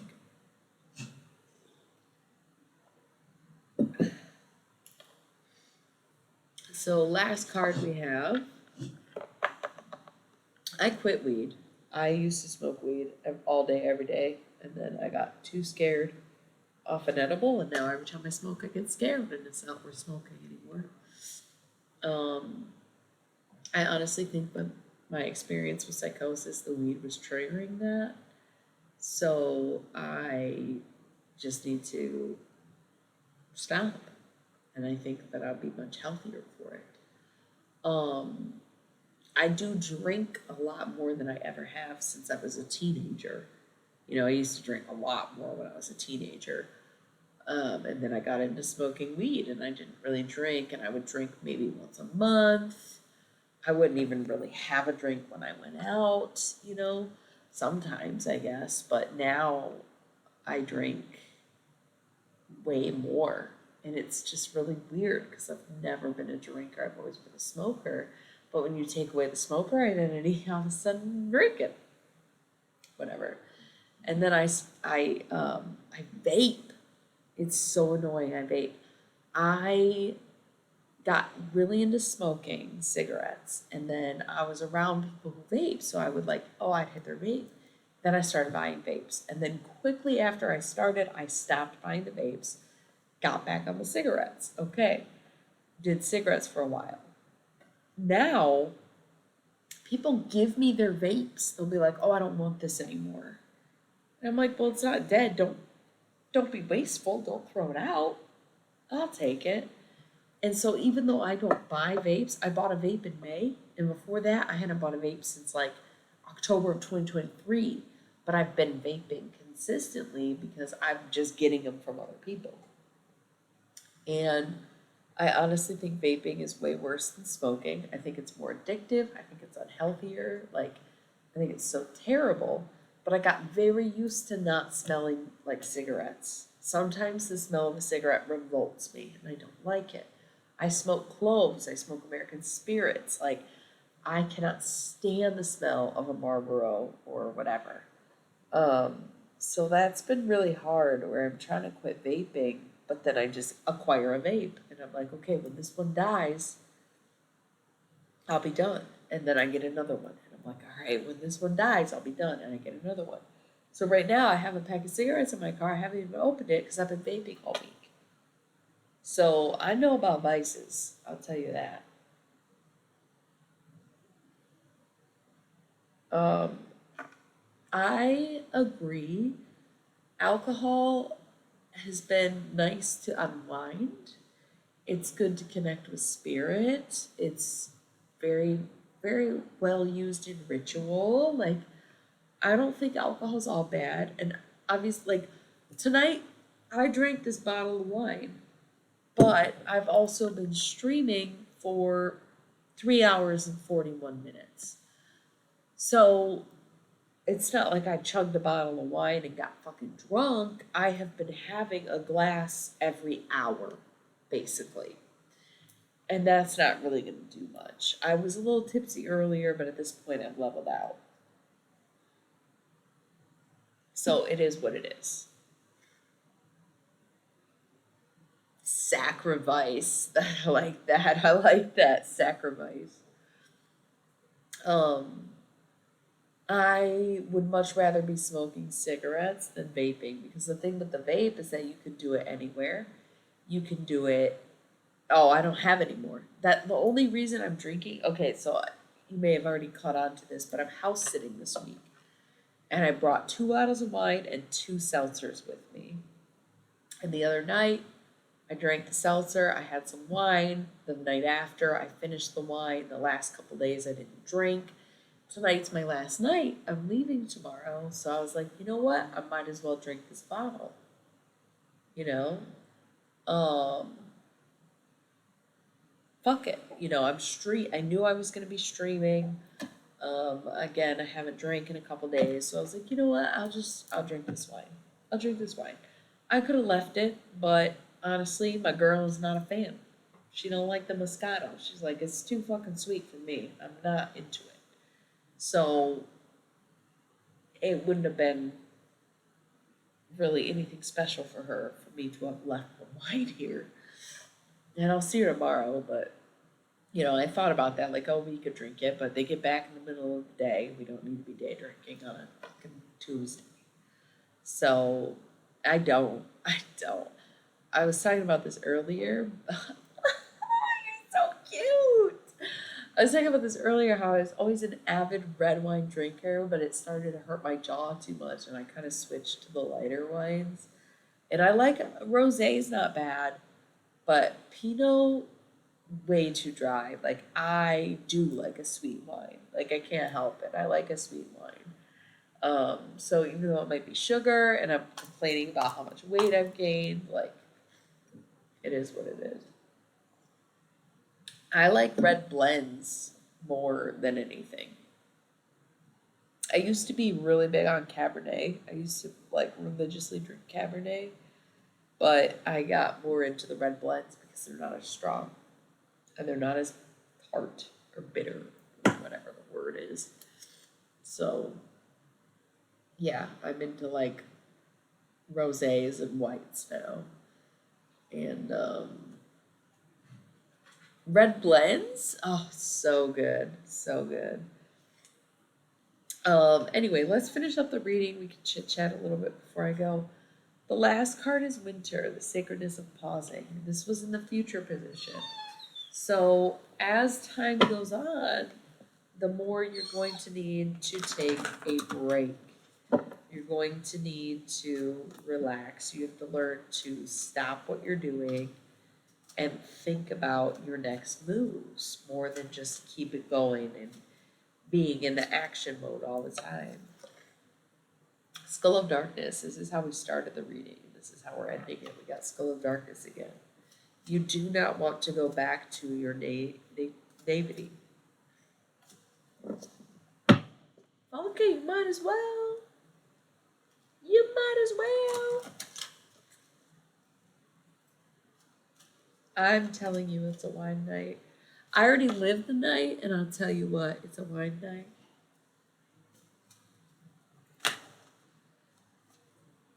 Skull of Flowers again, creating through the ashes. Ghost again, regret. But also forgiveness, reducing burden. So, I love getting the forgiveness card. I have a couple decks of forgiveness. Here's the thing about forgiveness. And in this case, okay, so we're talking about creating through the ashes, starting something new despite whatever's happened. Ghost, regret, having personal regret, having woes, thinking what if. Forgiveness being tied with ghost right now, having this reducing burden with regret, I do feel like you need to forgive yourself. So, what I'll say is, if you are willing to forgive other people, if you're willing to forgive other people, if you're willing to look past their mistakes, if you are willing to say it wasn't a big deal, I was overreacting, if you are willing to forgive anyone, then you have to have that same forgiveness for yourself. You have to be able to say, you know what? I was young. I didn't know. I had a moment of insanity. It's okay. If you are willing to forgive other people, you need to be able to forgive yourself. And it could be vice versa, like you're willing, oh, they'll get over it. It's not a big deal. I'm fine. It's whatever. Then you need to have that attitude about other people too.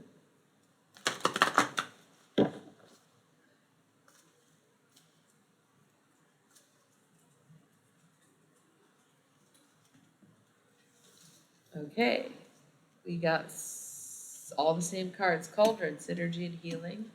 Coming together with other people to kind of fix your problems. Winter, sacredness and pausing. Know when to take a break. Vampire, emotional intelligence. Knowing when someone is draining you or when you're being draining. And werewolf, exploring wildness. Finding new ways to express yourself. Exactly. Exactly.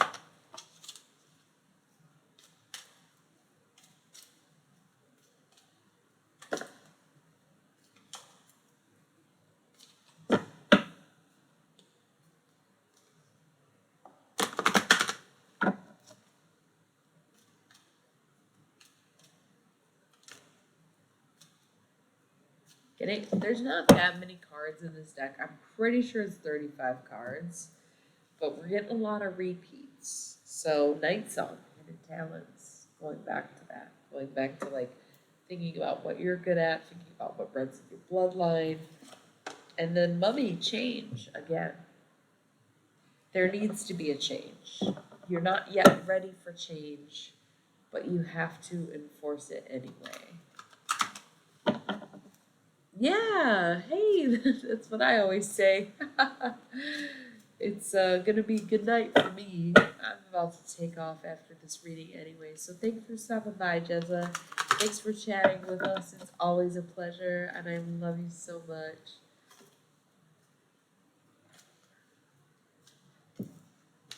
Spider, community, and web weaving. So we didn't get this one, but that definitely goes with the cauldron card.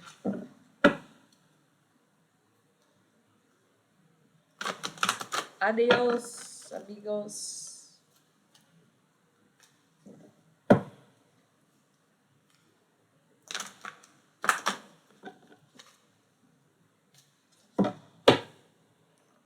Okay, we're gonna call it on that deck.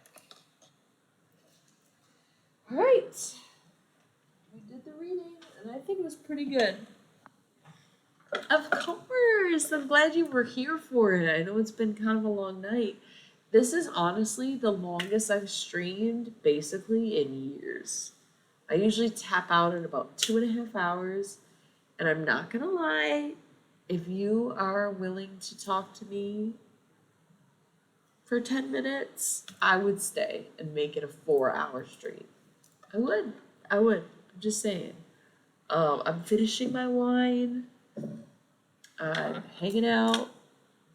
Oh my god, we're getting raided!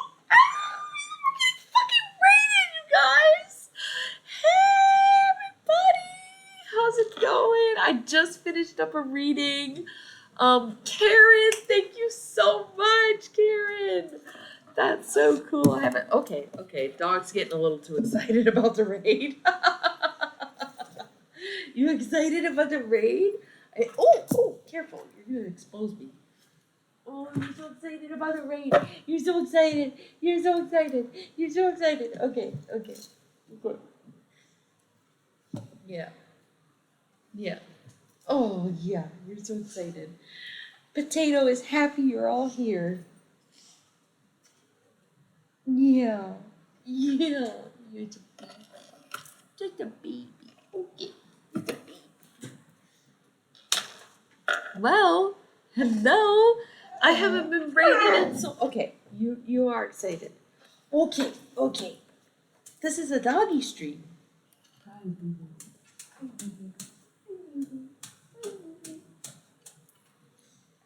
Okay. You're trying to get up here, huh? Okay. Anyway, how's everybody? Hell yeah, get that self care in, Karen. Thank you so much. Welcome everybody. I am Illy Millie. I've been streaming for a few years now. I've been doing tarot since 2012-ish, 2013. I just completed a reading with my Halloween Oracle. That's what I use for my channel messages as a medium, and I also use it for shadow readings. For we know about shadow work on the channel over here, so that's what I do. I'm dog sitting right now. This is not my dog. This is just my best friend, my confidant. I think he's pretty ready for bed, but that's okay. We'll stay up. I was trying to get this stream to be Karen. I wanted the stream to be 4 hours. We got so close to the 4 hour mark. That I just wanted to keep it going until we got there. You know, it's funny because I saw your name, Scorpio Darkness, and I was like, I recognize that name. I don't think they're new here. So I clicked, and you've been following me since 2022. And I was like, yep, you've probably rated me with Karen before. And that's, it is what it is. If anybody's interested, since we've got about 10 minutes left on the stream, and since you all just got here, do you want to do a card pull, or do you want to ask any questions? Or, well, I do, as the screen says, I do general readings.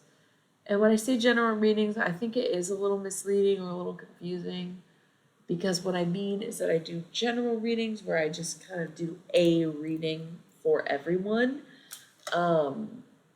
When I'm at work doing readings, I consider general readings to be all encompassing, kind of my Thoth deck readings.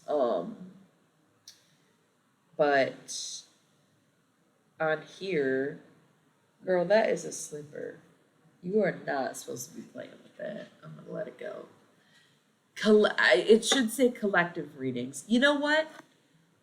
Thank you, Umzi. I'm gonna change it to collective. I think that is a very good point. I think that is honestly what I mean, is collective. Because general is throwing people off. They're like, can I get a general reading? I honestly mean collective tarot readings only. Perfect. Perfect. So that works out. So we do want to do a poll. Let's do a poll. We've got 20 minutes until we have to roll the ads. I'm hoping that we won't really be here that long, but who knows if it's going really well? Let's do it. I was scrolling through my old streams because I have them all on YouTube. If you want to check out some of my old streams, I was just linking this little booklet I wrote earlier. Oh, oh God. In what costume shall the poor girl wear? This is like my little booklet we were talking about earlier, my response to Be Here Now. But I will link a link to the channel, and you can check out some of my old streams if you want to. And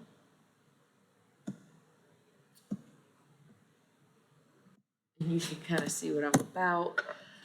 But I scrolled through my playlist of old streams, and there were several that were over 5 hours long, and I'm like amazed that I could talk that long, or that I would stay up that late, or that I would last that long. Things are so different now than they were a year ago or 2 years ago or whatever. I'm not gonna lie, I drank this tonight, but it's been 4 hours, so I've had like a glass of wine every hour, so I'm by no means drunk. But I am in a very intense game of tug of war.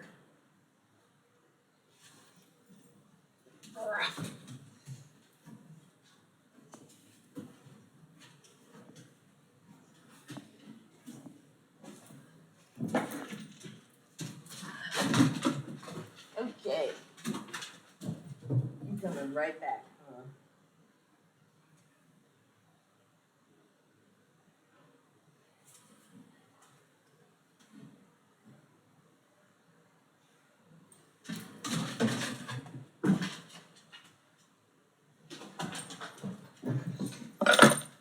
Okay. Ooh. Ooh. You're ripping your blankie. Buddy, what are you doing? You ripped your blankie. Okay, watch it. Watch it, pal. Hey, watch it, pal. Did anyone ever play the game Henry back in the 90s where it was like an electronic matchmaking game and they play a sound and you gotta match the sound? I need that. Oh. Okay. Anyway, I was going to ask what deck you guys wanted to hear from, but then I also imagined myself using the Cosmic Deck of Initiation, so I'm just going to stick with that.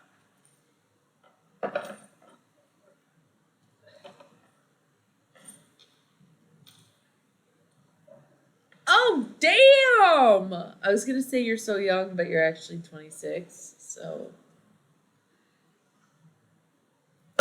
you're a full-grown adult at this point. Your brain is fully developed. I'm just old as fuck, I guess.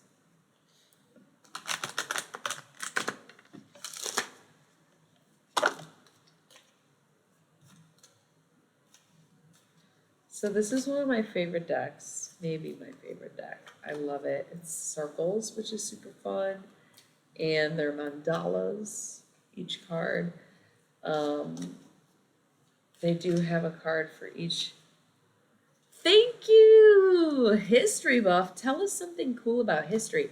I recently read a book, a historical book about Nazis doing drugs during World War II. Let me tell you, that was eye-opening. The reason that they were winning the war for so long is because they were getting them fucked up on meth and they wouldn't need to sleep or eat for days on end. While other armies of other soldiers were like, dude, we are going to pass out. We cannot keep going. We are folding. And yeah, I thought that was really interesting, and it made me hate Nazis even more. So, what can you tell us, History Buff? Tell us something cool. Do you stream, by the way, History Buff?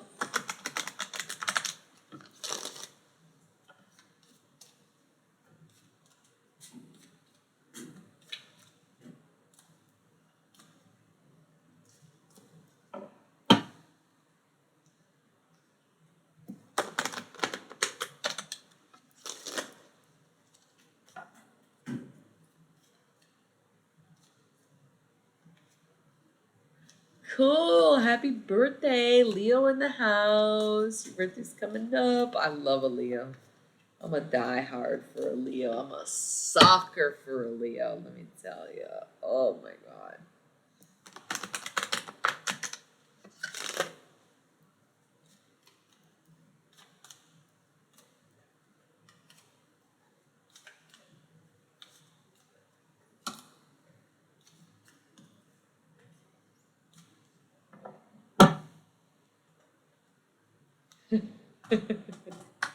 You'd like to try to take your ear off?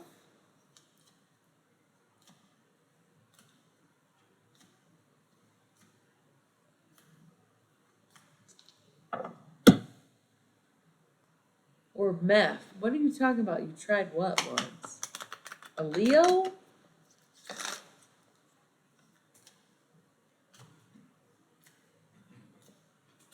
Oh, streaming! You tried streaming! That's probably what you're talking about.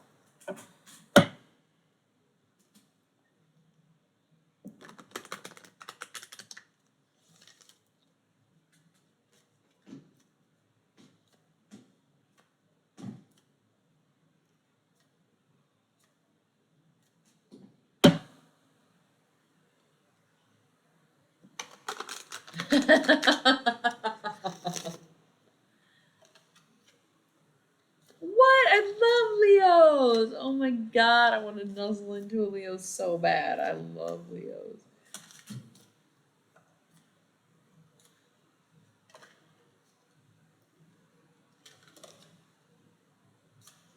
My brother's birthday is the day after your sister's birthday, July 31st.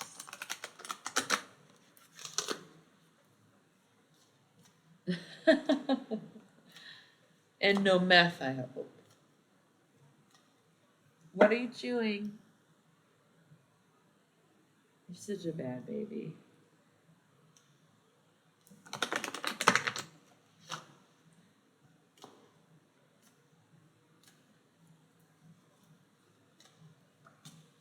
Okay.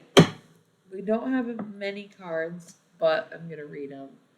And then I probably need to get this fucking dog to bed. We made it over 4 hours! I have not had a 4-hour stream in so long, y'all. It's probably been fucking years since I had a 4-hour stream.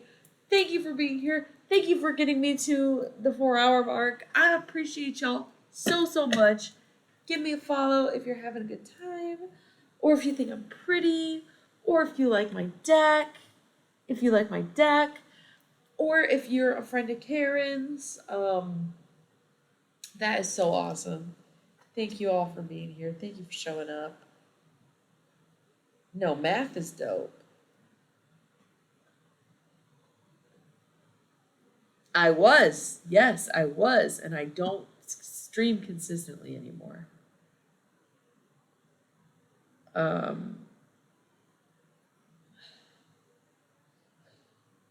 Oh, hey, Uncle Jimmy. You snuck in there, huh?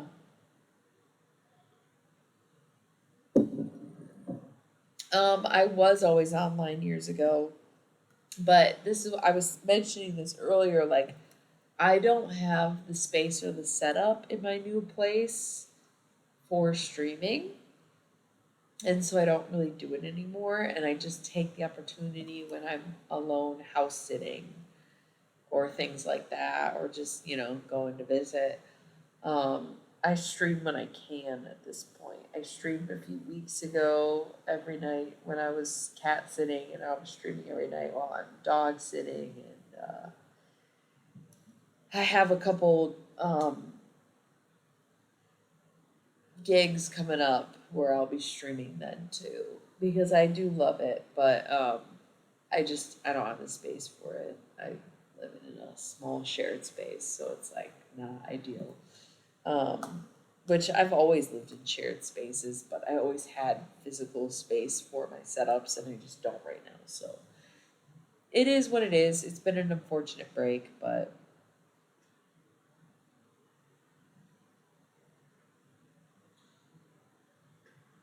um, yeah. So let's get into it. Whoa. Okay. So this is interesting. A thank you punch? Have you been here the whole time lurking, or did you just come back?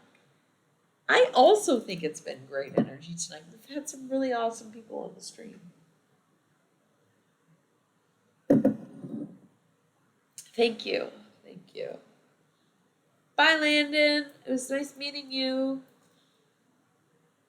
Um, yeah.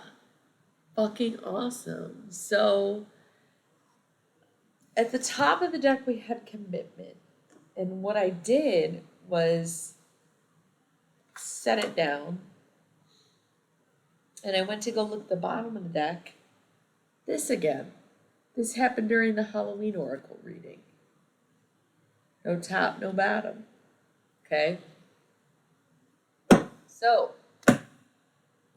what's this? The golden rule.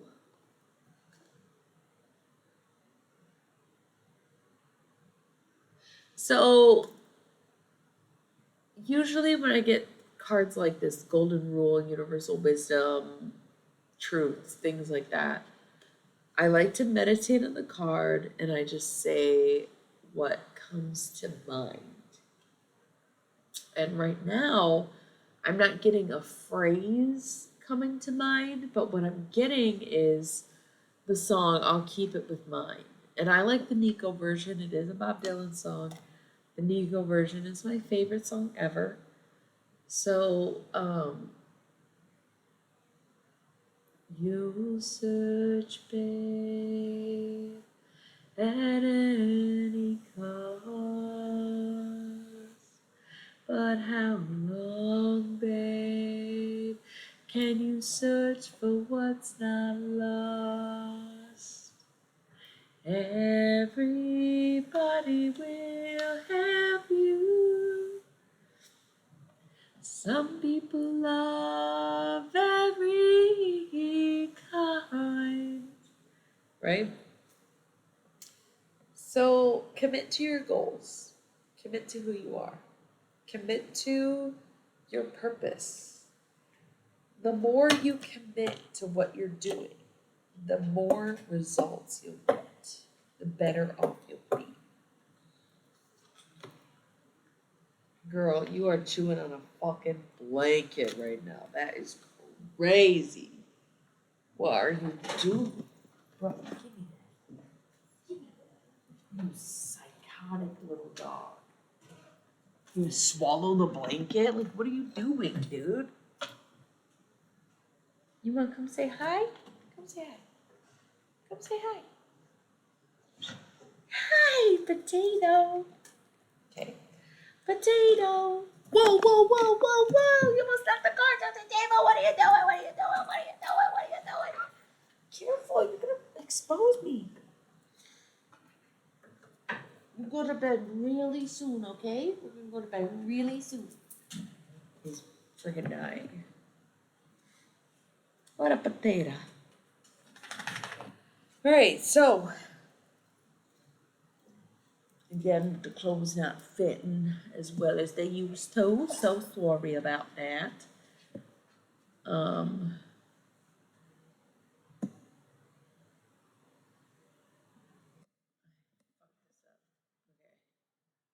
um, yeah, 5 minutes. Can we wrap this up in 5 minutes? All right. So we have law of limitation. The thing about limitations is that you put them on yourself. You control what you do. And we also have the law of free will here. I was picking up the deck and I left that one behind. Law of free will. You are in control of what you do.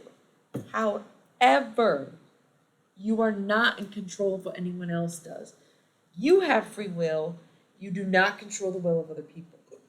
You have put on your own limitations, but you have no say in the limits of other people.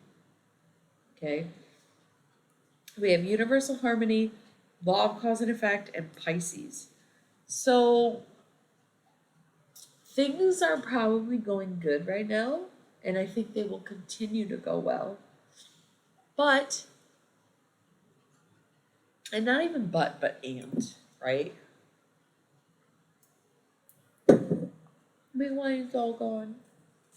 Universal harmony would indicate that things are going well, things are going along great, you are connecting and just swimming in it, right? Law of cause and effect would indicate that there may have been something that happened or that you did where there is an outcome that maybe you weren't planning or that comes to you as a surprise. So while everything is going very well, there might be an instance where things don't go as well, and that's okay. This may unfold in Pisces season. So that's going to be end of February, beginning of March. We have initiation. So you're trying to make it to the next level. You're trying to get to where you need to go. You're trying to level up.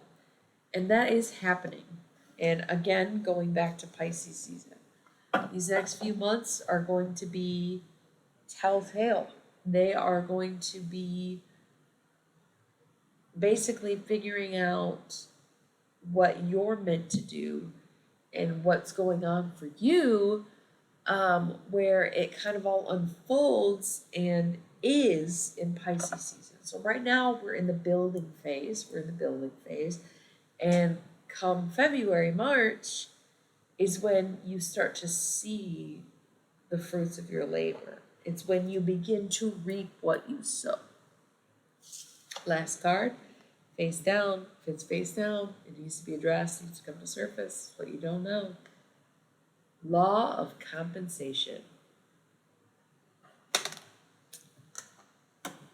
You deserve to get paid. You deserve what you've earned. You deserve what you've worked for. You deserve more than you give yourself credit for and more than you've accepted. You've gotten lowball offers. You have taken probably, well, it's good for exposure. Or, well, I'm not promoted yet, but I really want the promotion. Where you're doing all the extra work for no cash. Guardian Angel fell out of the deck. There's 3 Guardian Angel cards in this deck, and you got one of them. Somebody's looking out for you. Somebody is looking out for you.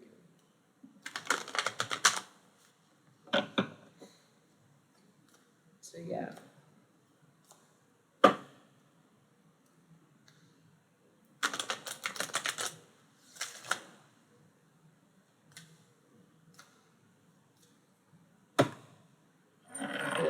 That was a good read.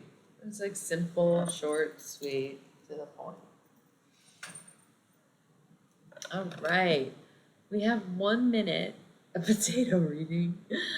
We have 1 minute until I need to roll the ads. So I should go. I'm having so much fun. We got raided. My new friends are here. I'm meeting people.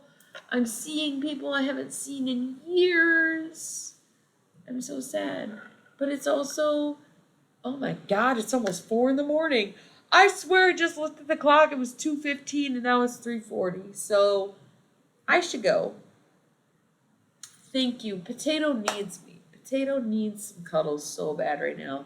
He's finally calmed me down, but I think he really needs some good cuddle time. I wanted to read before bed. That's probably not going to happen. I love you all so much. I really don't know when I'll be streaming again. Hopefully it's pretty soon. Like I said, I'm trying to work on a schedule where I can stream every week in the appropriate place.